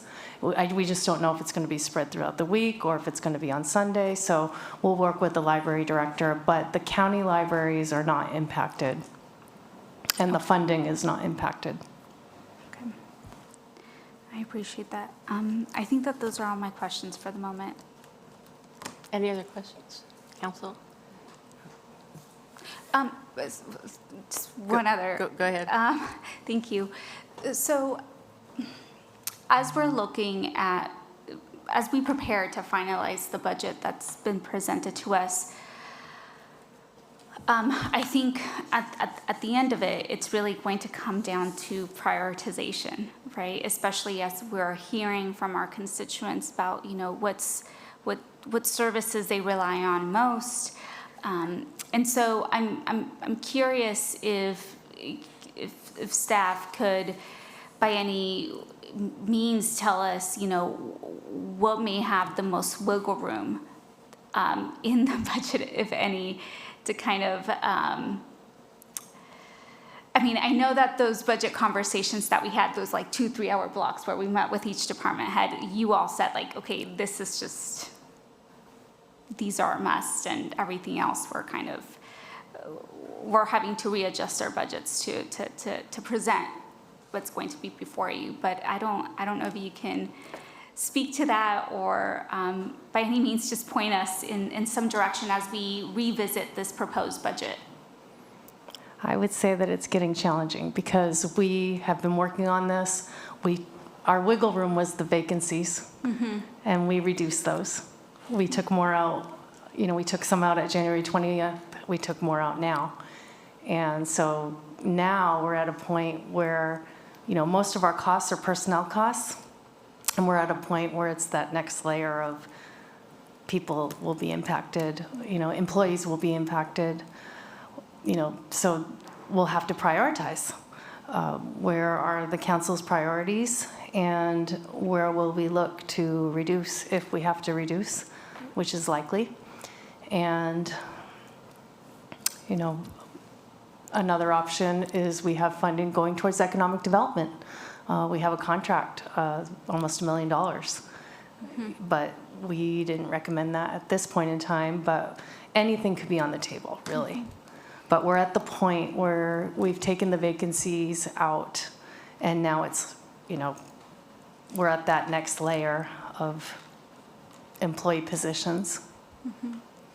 And just as you said that, another thought came to mind, and that was the conversation, the update that you just gave us on the, was it the 2023-2024 audit? And LEAF being significantly, it being less in that reserve than we had anticipated. And I'm not sure if I heard correctly, but I for some reason I thought I heard you say that more was transferred out than was originally approved. And so I don't know if you can speak to that, what happened there and what safeguards we can see moving forward. Yeah. So it was showing up, on the budget side, it was showing up in two funds. So we thought we had more money than we did. And so the audit caught it, and now we're back to reality. And so now we have to figure out, that was in fiscal year '24. And so now we have to catch everything up, check, and verify, and see what the impacts are. We've done our best over the weekend to do that, but we're going to continue making sure. So going back to that fiscal year, what we've been given preliminarily matches. And so, it's the other issue is that's why I was bringing a new reserve policy. Right. The city has this policy where, we're budgeting, and the practice has been to bring it in regardless if we've needed it. And that's why the general fund was showing, we have all this money at the end of the year. And, that's one reason, because they brought it in. But then they had a policy where, and you have to put a third, a third back to LEAF, a third to capital, and a third to pension reserve. So there's a lot of movement going on. And, I think we need, I will be recommending a different policy on that. And thresholds, practices, and, with our new ERP system, we went from a 1998 old antiquated system, we've got a new system. Eventually, it's going to all be a lot better. And we're going to solve this budget deficit. We have to. And everything's going to be better as we move forward. But those are some of the reasons. Yeah. Do we see any, as we project long-term, and I really appreciated seeing that in the budget, was it 5-6 year project out? That was really great. Do we see any concerns? Do we have any concerns when it comes? There's a lot of conversation right now at the state level, at the county level about HR1 and its impacts. Are we concerned at all about that here locally?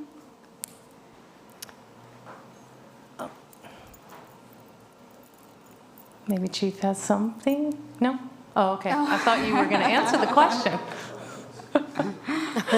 I don't have answers on that right now, but we can bring that back for sure. Great.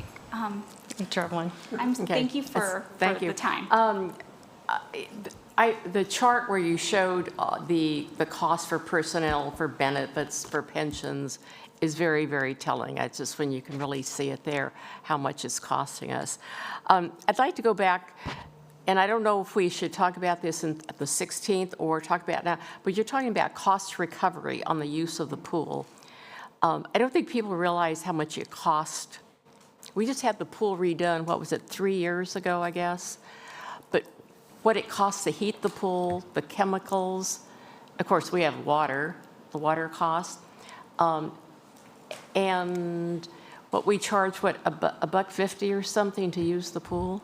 Oh, okay, okay. Like magic. With all the public comment, I anticipated some questions would come up on thank this. you. We all did. Dennis and I have been on the phone today and before this. So you can see, looking at fiscal year 24-25, that's the last year of full costs we had. We expended $1.3 million to operate the pool. We brought in approximately $300,000 in revenue for that. Okay. We looked at our usage data, and it fluctuates. It really does. But we tried to come up with an average. So looking at those winter months, it goes anywhere from 700 to above maybe 2,000. And then getting closer into the summer months and fall, you see 2,000. There was a month where it was over 10,000. So, that's the usage. Our fees are very low. So you can see there for a fee visit, depending on age, it's anywhere up to $3 to use the pool.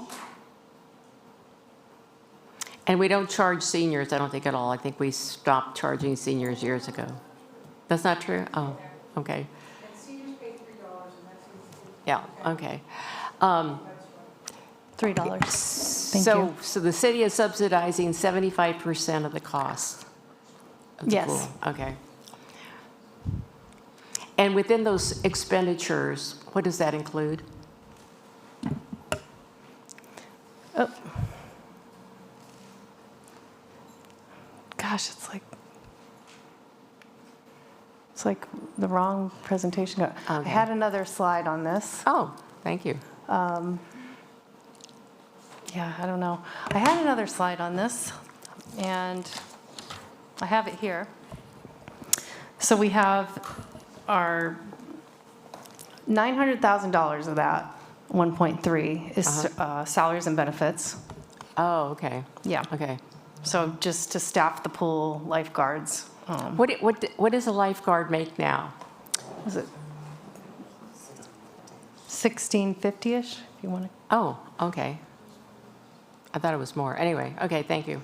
Supplies to operate the pool is over $300,000. Okay. Equipment maintenance is $13,000. Okay. Contractual services, $30,000. And someone had mentioned to me that when they have the swim meets, at the pool, the water has to be kept at a certain temperature? I didn't know that, okay. Because when I used to swim, it was cold. They didn't care about the temperature, so that's interesting. Excuse me, Mr. Smitherman? Thank you, Madam Mayor. I will tell you that if there's a 1 degree drop in temperature, we will hear it from the different groups. So swim club and our competitive swimmers, our lap swimmers like it cooler, but our seniors like it warmer. So we do keep it typically balanced, but it does fluctuate as well, which of course increases the gasps that we use, which has gone up exponentially over the years. Okay, and that's included there in the expenditures then? That is correct. Yeah, okay. Okay, I'm just really sort of curious. Did you have a question? Yes, Yeah, I do. Mr. Battaglia? Question, where do you guys get these rates from? $1.50 from 6 to 16-year-old? You go ahead, and then I'll fill in after you. These are historical rates, and these were brought back to council a couple of years ago through our revenue cost survey that we do. And just recently, council approved that in December of 2025. Okay. Any other questions from the council? Okay, I will open up for a public hearing. And I think some of these are gone. Elizabeth Nunes, Roberta Thompson, Michael Ashmore, I think he's gone, Edwin Weaver, Lorelei McConnell, Piper Manfredi, Nancy Jo Ward. Good evening, Nancy Jo. Thank you, Mayor.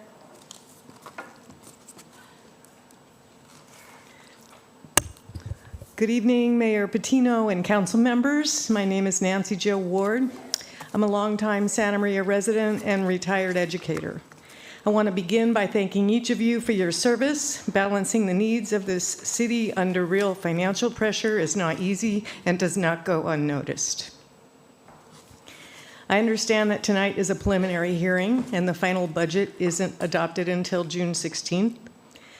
The proposed closure of Paul Nelson Pool from December through May would save the city $344,000 in the 2-year budget approaching $800 million.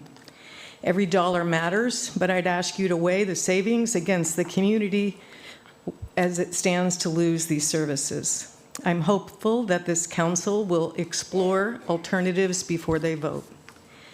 This facility has deep roots in Santa Maria, and as I say this as someone who swims there.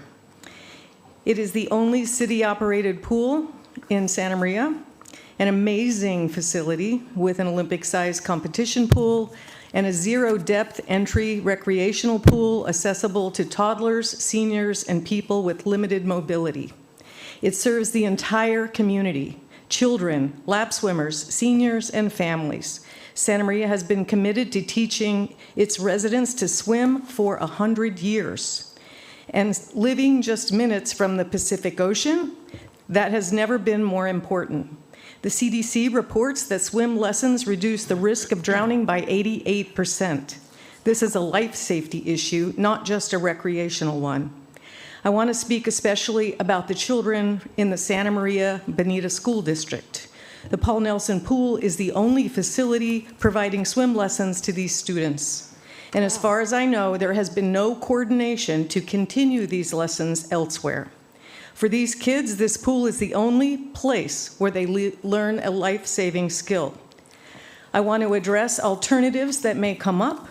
Hancock College has a pool, but it serves its own students and programs and is in need of renovation itself.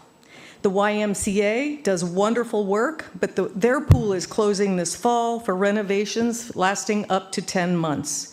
That means both pools will be closed at the same time, and our community will have nowhere to go. I'm not here to make this harder for you, but I'm asking that between now and June 16th, the council look seriously at other paths, adjusting fees, community partnerships, grants, or reduced hours, not just closure.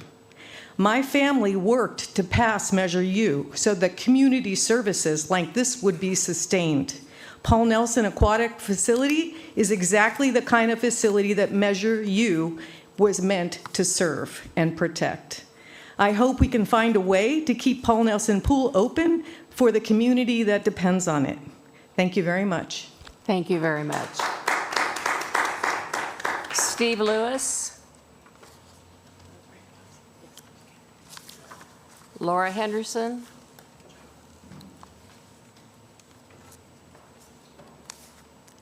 Hannah Boyer.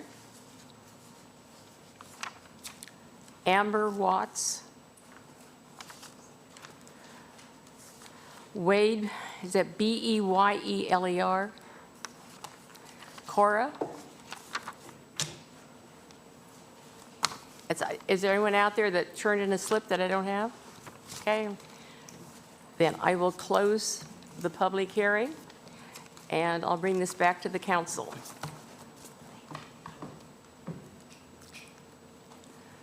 So I need a motion.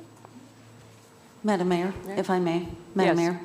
Mayor, I just want to announce that for this public hearing, item 12A, we received 120 written public comments that have been received and posted on the city's agenda webpage, and that any that were received up to 2 o'clock today will be posted tomorrow morning. These comments are related to Paul Nelson Pool that is mentioned in the preliminary fiscal year 26-28 budget.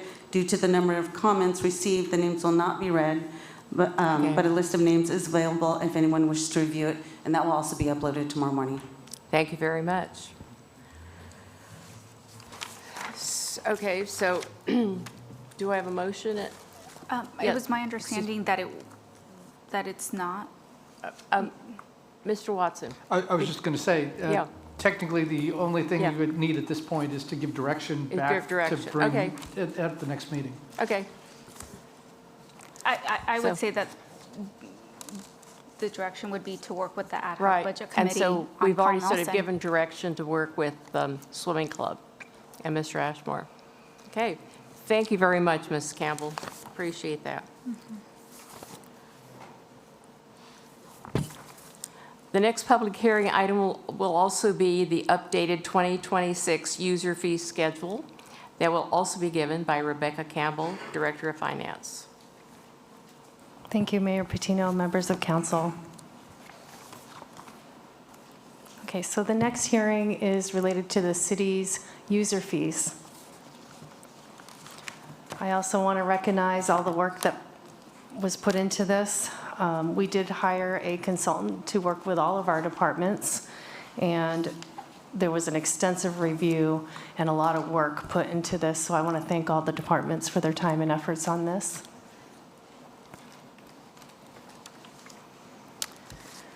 User fees are personal choice services. They're for activities that are defined as services the city provides to individuals who receive some material benefit from these services. The user fee philosophy holds that the cost of providing these services should be borne by the group or the individual receiving the benefit, not the community as a whole. User fees services are differentiated from general public benefit services such as police and fire, which are largely tax supported. Conversely, community support services benefit community as a whole and are 100% supported by tax dollars. Examples are police, fire, and street maintenance. A comprehensive cost of services study was done in 2020, and on May 4th of 2021, the City Council adopted a master fee resolution increasing fees to 50% of the increase of the cost. So they brought the fees up to cover 50% of the cost to do those services. And that became effective July 1 of 2021. The council also adopted a user fee cost recovery policy with the goal of getting to full cost recovery with their user fees by July of 2026. The full cost recovery was achieved with adoption of the 2024 user fee schedule.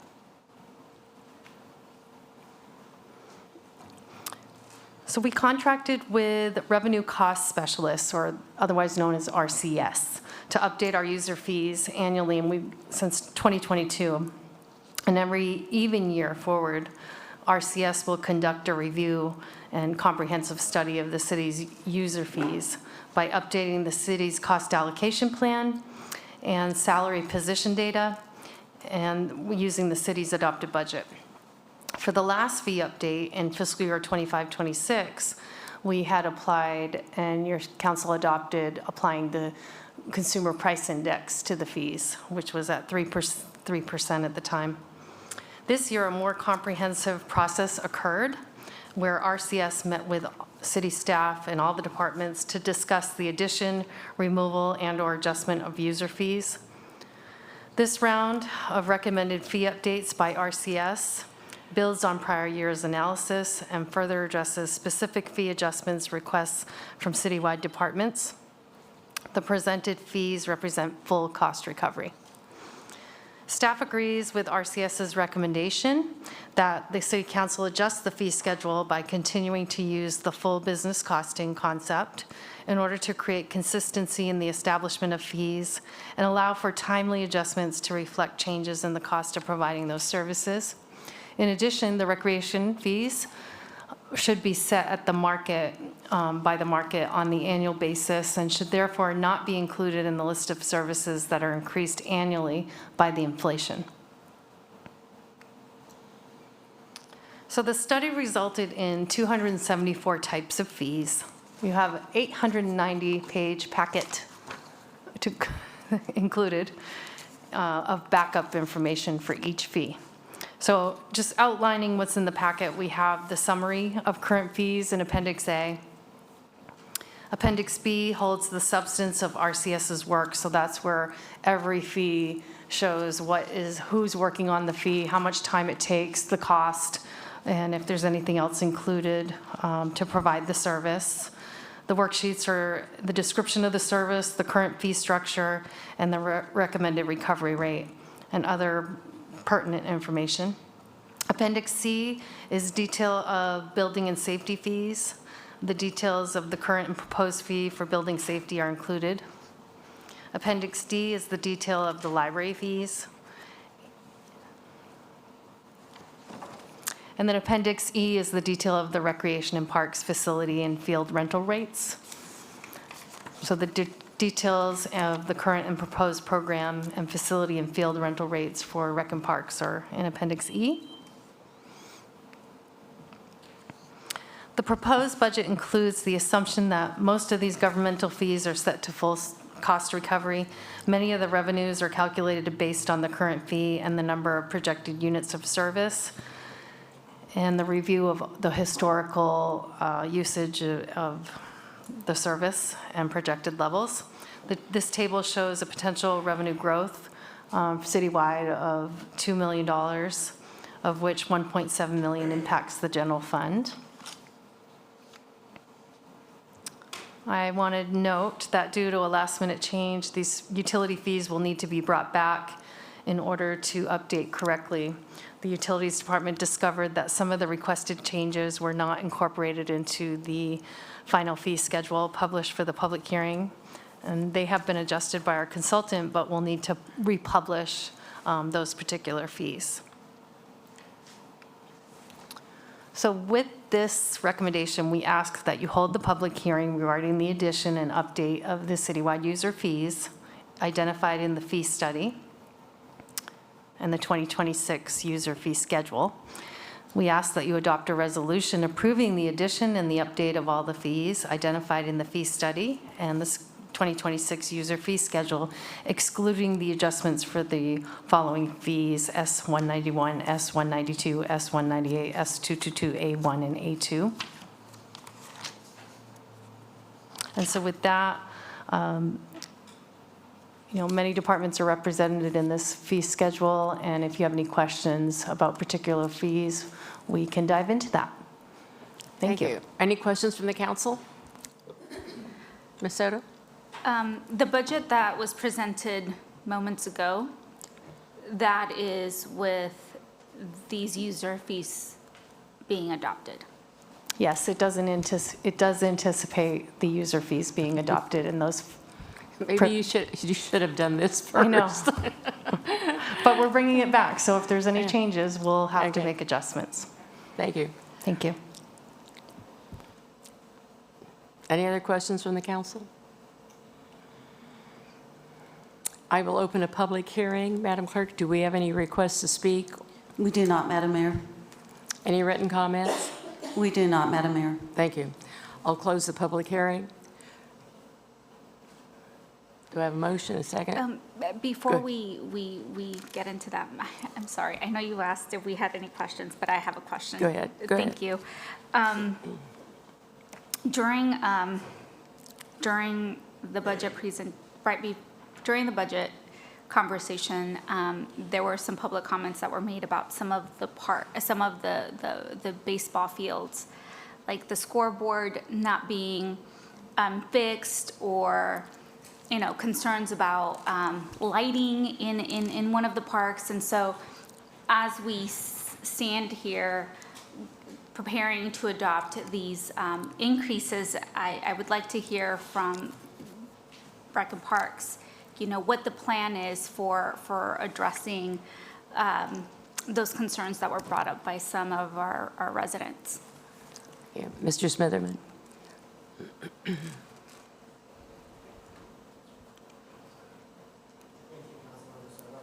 Oh, we can't. Okay, there we go. Thank you. There you go. Thank you for the question. Yes, we currently are seeking funding sources. As Mr. Fulgoni alluded earlier, we are underway with the ADA transition plan, and we currently have requests out for funding specifically for CMIS, and we'll continue to look for grant opportunities. In 30 years of writing grants, funding for maintenance projects doesn't exist. They're always happy to build new parks, new playgrounds, maybe even do a little renovation like we saw at Elks. But to create a proposal for a complete renovation and renewal, it's very slim that you see those out there, either through private foundations, state foundations, or federal foundations. There's not a lot of money out there for those types of projects. We are digging every day to find funding to make that park specifically open and get it open to our kids and families that use that facility. We use it as well as at recreational parks, so it has created a detriment to our programming that we're available to offer. What about the lighting that was referenced? I believe it was Manami. Manami. Yes. So Manami, being built in the 80s, that lighting has degraded over the years. We typically charge $14 an hour, which doesn't cover the cost of long-term replacement. One of the things that Mr. Fulgoni, I will provide with him, as well as finances, we just did a study last year on our deferred maintenance. It's in the millions. And so again, grant funding and our budget not increasing over the years, the money isn't there to replace those.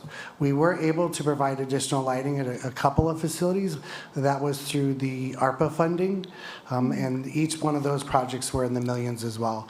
So to remove and replace those lights at Manami would be between $2 and $3 million per field. The scoreboard. $2 to $3 million. Yes. The scoreboard itself is one of those projects at a couple $100,000 that we're happy to work with the teams. They're really strong at fundraising and getting those private donations. There's other things that we have to go through, like engineering, and so it's having those conversations about all the steps that we have to go through. It's not that Recreation Parks wants to say no. We would love a new scoreboard up there, but there's steps that we also have to take. Mr. Fulgoni. I just wanted to add the reference to the Manami Park lighting in Adam Basin. We did add lights at Adam Basin, which is directly next to Manami, and we added lights at Crossroads Basin. The reason those parks were eligible for that funding through ARPA is because of the expansion of play, and that qualified under the funding guidelines to fund new lights at those fields. We would have loved to have fixed our existing fields, but the funding didn't allow it.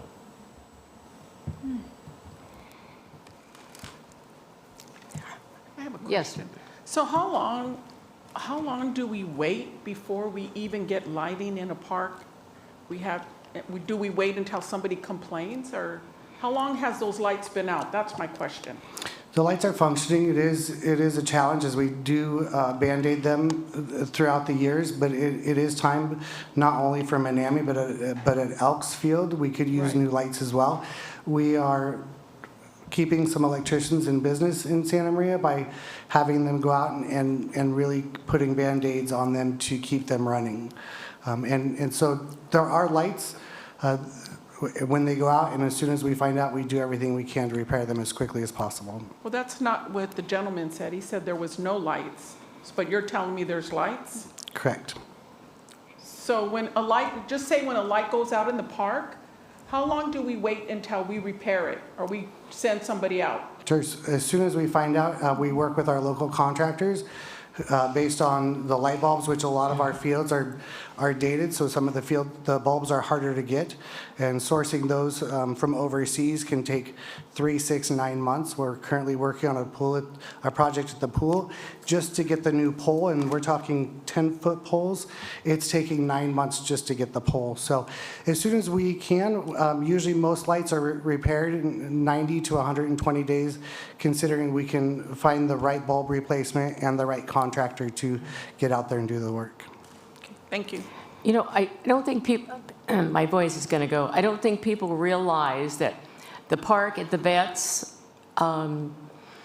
we had focus groups, we got a grant for that, and we got that done. And then what was the park on the northwest side of town that we also did, the ballpark? We did the 2 pocket parks, Oakley Park.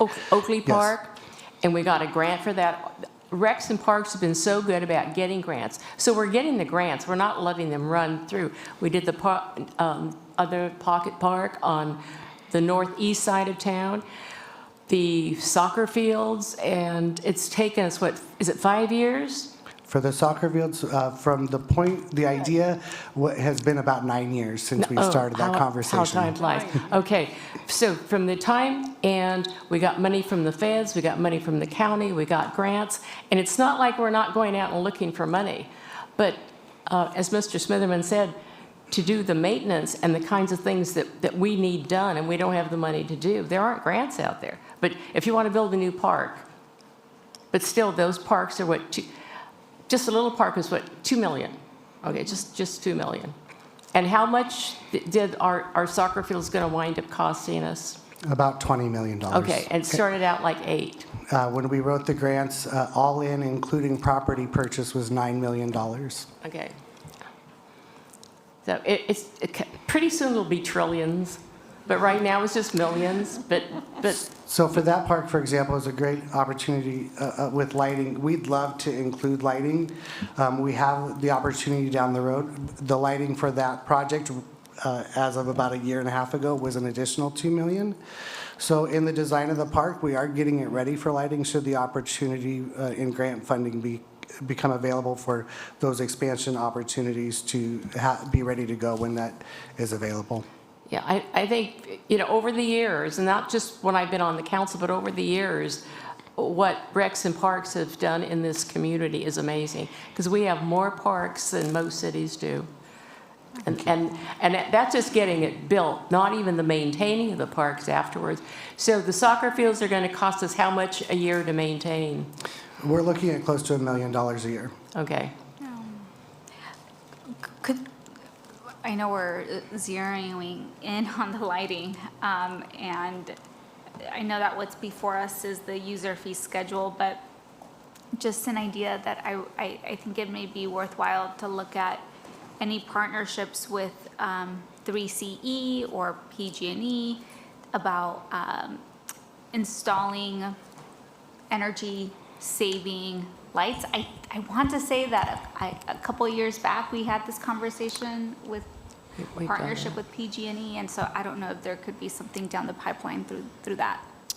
Earlier this year, we had the council approved on-bill financing, a $4 million project to improve interior lighting within the city.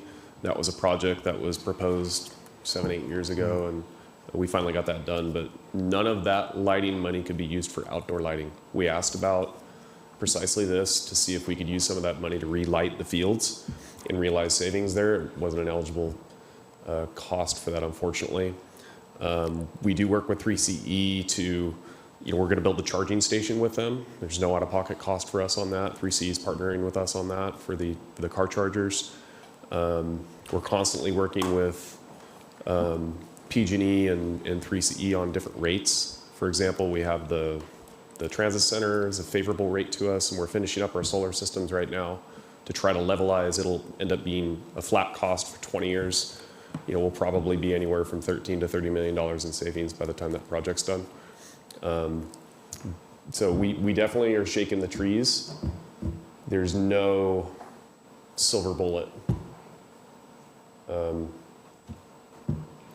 And we have used 3CE even for smaller projects. A couple years ago, they did purchase through a reimbursement program new pool covers to help us conserve heat at the swimming pool, so we use less electricity. So like Brett said, we are really shaking the trees to find every penny we can to make sure our residents are happy with the park system. Thank you, Mr. Smitherman. Any other questions? Okay, I closed the public hearing, right, Madam Clerk? Okay, so any motion or a second on this? So moved. Second. I have a motion and a second. Oh, Any- who seconded? Who seconded? I did. Oh, I'm sorry. Thank you. No further discussion? No. Madam Clerk, can you please call the roll? Councilmember Soto? Aye. Mayor Pro Tem Flores? Aye. Councilmember Bathaya? Aye. Mayor Patino? Aye.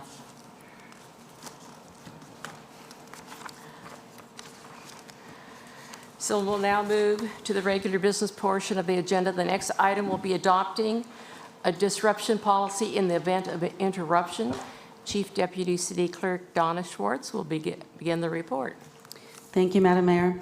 Madam Mayor, members of the City Council, this report is adoption of resolutions approving a disruption policy in the event there is an interruption to telephonic or internet services during a City Council meeting and adoption of a public outreach policy. SB 707 was signed by the Governor on October 3rd, 2025. It modernized the Ralph M. Brown Act beginning in 2026 to expand public participation, increase transparency, and adapt to modern technology.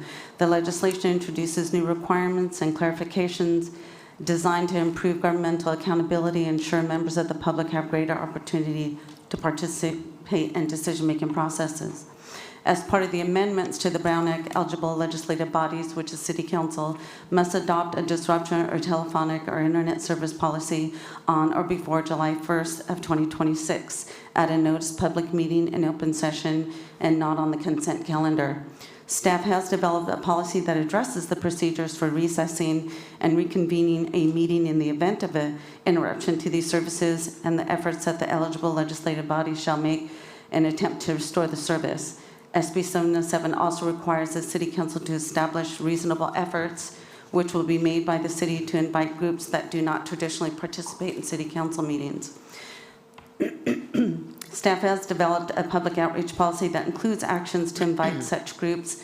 And boy, when I was preparing this, I was actually surprised at what the city actually really does now and has been, which is quite a bit. And I've just added maybe something new, but other than that, our communications division has been really great about doing outreach to the public. Some of our staff members in the different departments, when it comes to grants, does a really good job reaching out to the public when it comes to letting them, informing them about grants or events that are happening in the city. We are also reaching out to any of radio stations or TV stations that not yet subscribe to our agendas. And communications department has done that and encouraged them to subscribe to our agendas. We have a long list of media people, social people, individuals that currently subscribe to our agendas right now, and even our news releases when it comes to city events. And back to our responses to service disruptions, we will, if there becomes a service disruption, the presiding officer, which would be the mayor, would make an immediate announcement that the service disruption, an immediate announcement to the public when there's a service disruption. The mayor shall call for a recess of the open session and may convene the legislative body in an authorized closed session area consistent with the Brown Act. The recess shall last for about 1 hour or until service is restored. During the recess, City of Santa Maria staff shall make a good faith effort to diagnose and restore the disrupted service, reconvening the open session after the expiration of 1 hour. If service has not been restored, the Chief Deputy City Clerk shall report on the status of staff's efforts to restore remote access services, and the City Council may reconvene to either adjourn the meeting, extend the recess to allow staff more time to make a good faith effort to restore that remote access service, or continue the open session portion of the meeting by adopting by roll call vote the following of its substantial similar findings. So the City of Santa Maria has made good efforts, so to say, to restore telephonic internet service in accordance with its adopted policy, and the public interest in continuing the meeting outweighs the public interest of remote public access. And that's just an option.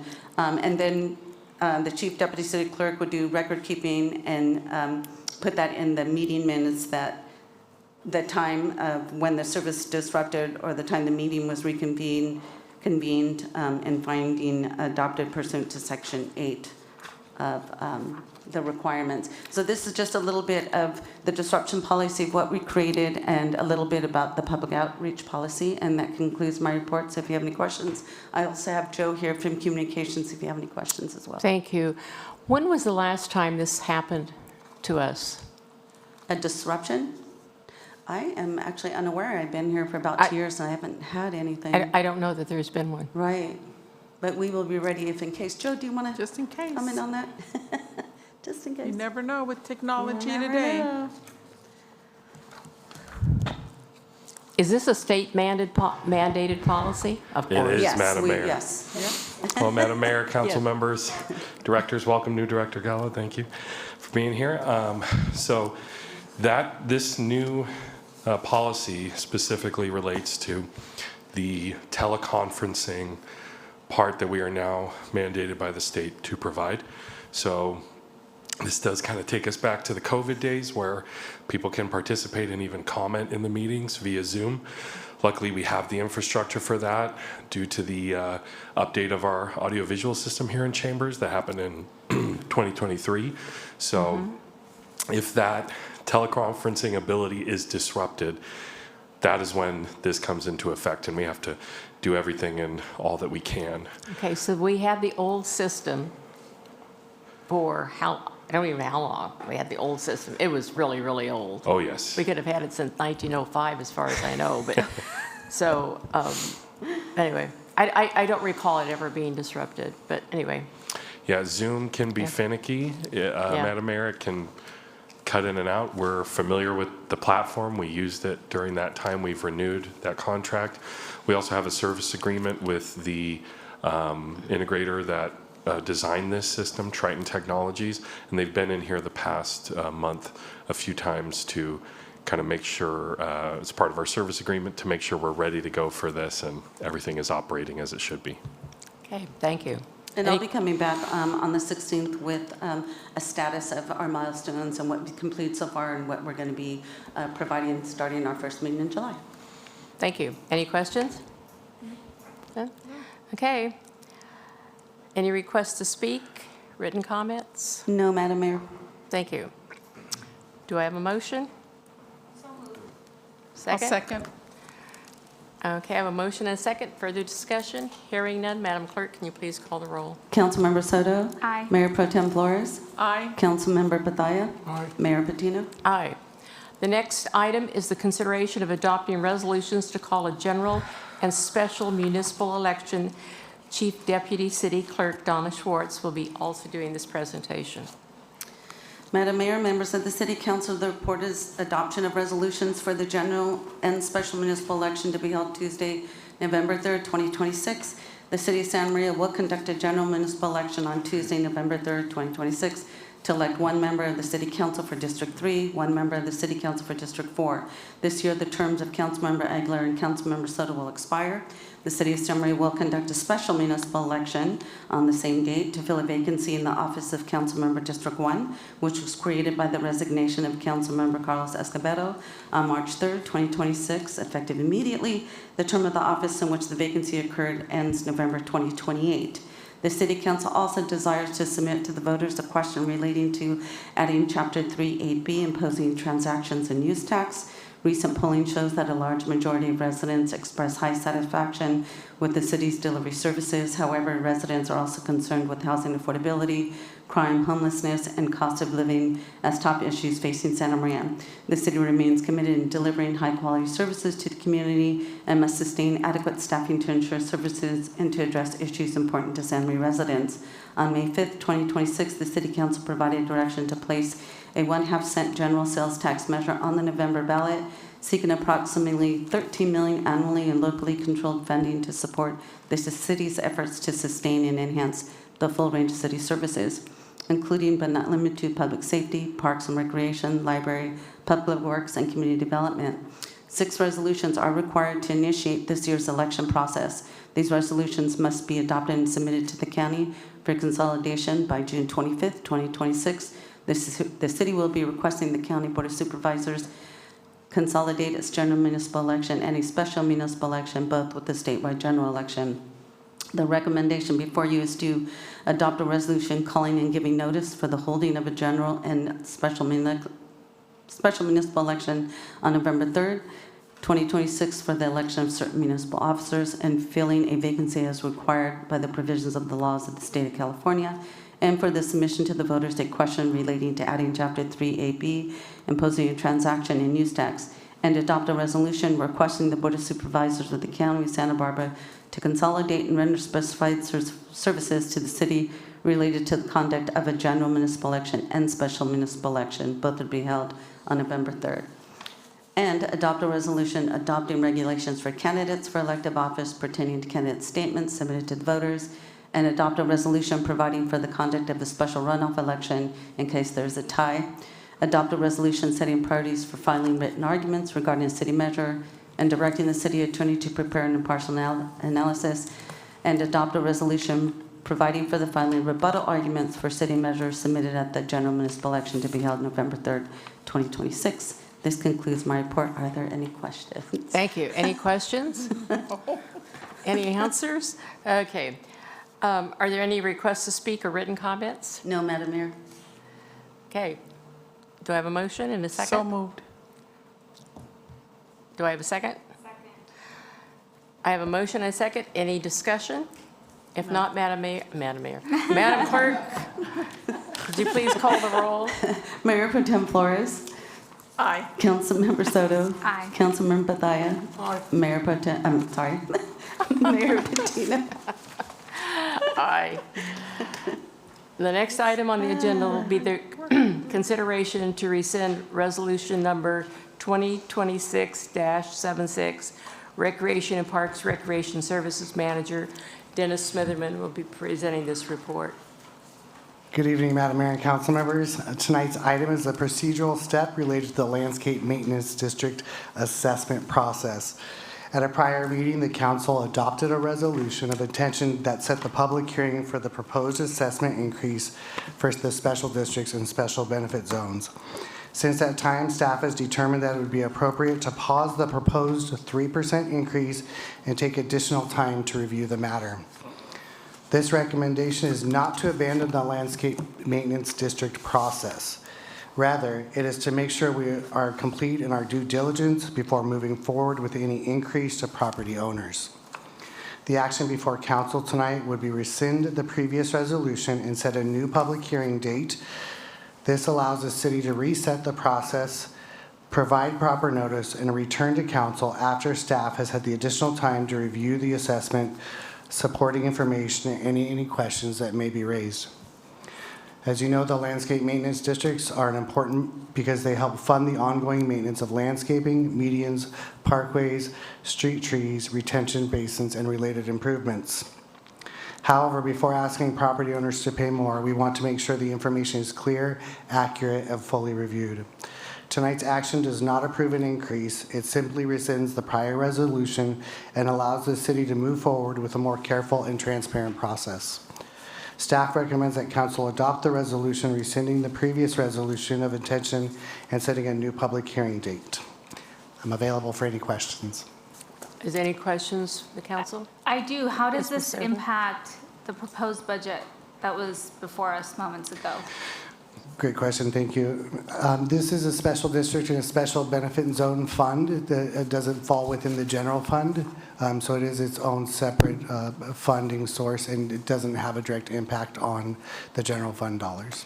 Yeah, I understand that it doesn't impact the general fund, but it does impact the land, this maintenance fund that we have in place that would be in the budget. So would we see changes to that particular fund in the budget? What we would see is the current fees would continue forward through the next fiscal year. Current fees, but not So- the updated. Not the 3%. Why the change? We want to be transparent and clear in reviewing each special district and special benefit zone a little bit more thorough this time around. What we may find is that we may need to go out in the future for additional funding. And we may find that we don't need to go to the full CPI in some areas. Is this in any ways related to the landscape district? I mean, to the leisure needs assessment? It is. It's all tied together with continuing to be able to have the funding sources needed to continue to improve these areas and maintain them. But again, we don't want to charge an area that may have funding available and really dig into those areas that may need additional funding. When do you foresee this coming back to council? In 1 year. In 1 year.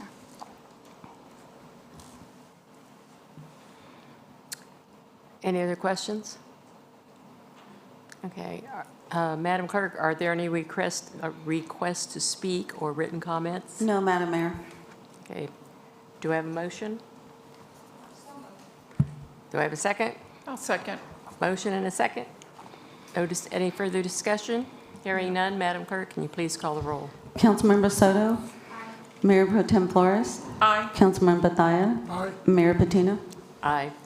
Next will be a report by David Rowlands, our city manager. Thank you, Mayor and Council. Just a couple items for next upcoming agenda to highlight. Obviously, the budget adoption, the urban water management plan, and we're also going to be discussing a joint exercise of a JP agreement for the Santa Maria Fair Park Authority. And at this time, I'd like to, can't do as great a job as his son, but I'd like to formally recognize Ramon Gallo, our new Recreation and Parks Director. He is, as previously mentioned, he is from the city of Lancaster. We have a few other employees from there as well. He's worked over there a little over 18 years. The Parks Department started from the maintenance worker all the way up to number 2 in the department. Got a great personality. He's also a foodie. He's got some great ideas he wants to bring forward to the city council and to us. One of the first things he mentioned to me today was, would it be okay if I go out to the different community centers and hold public meetings, just talk to the public, get to know what they want to have done in the Parks Department? And I said, have at it. And so we'll be doing that here in the future. We'll invite city council if you want to come participate as well. So we're really looking forward to a lot of his different ideas to come here. I went and visited, actually went over to Lancaster with Chief Williams to meet him, to find out what his parks actually look like. We want to see, touch the parks. Actually, it was a great conversation. We bonded right away. And I think he's going to be a great fit for the community and a great fit for our organization. And really welcome Ramon here to our city. And just so you know, he came out here 3 or 4 times prior to the interview, spent the night, went to the parks. Before he started here, he said, would it be okay if I meet with staff and talk with them? So he's been over here numerous times, getting ahead of the game before he actually started. And so that's the kind of person he is, a hard worker, dedicated employee, and just really very, very proud to have him here and joining our team. So Ramon, thank you.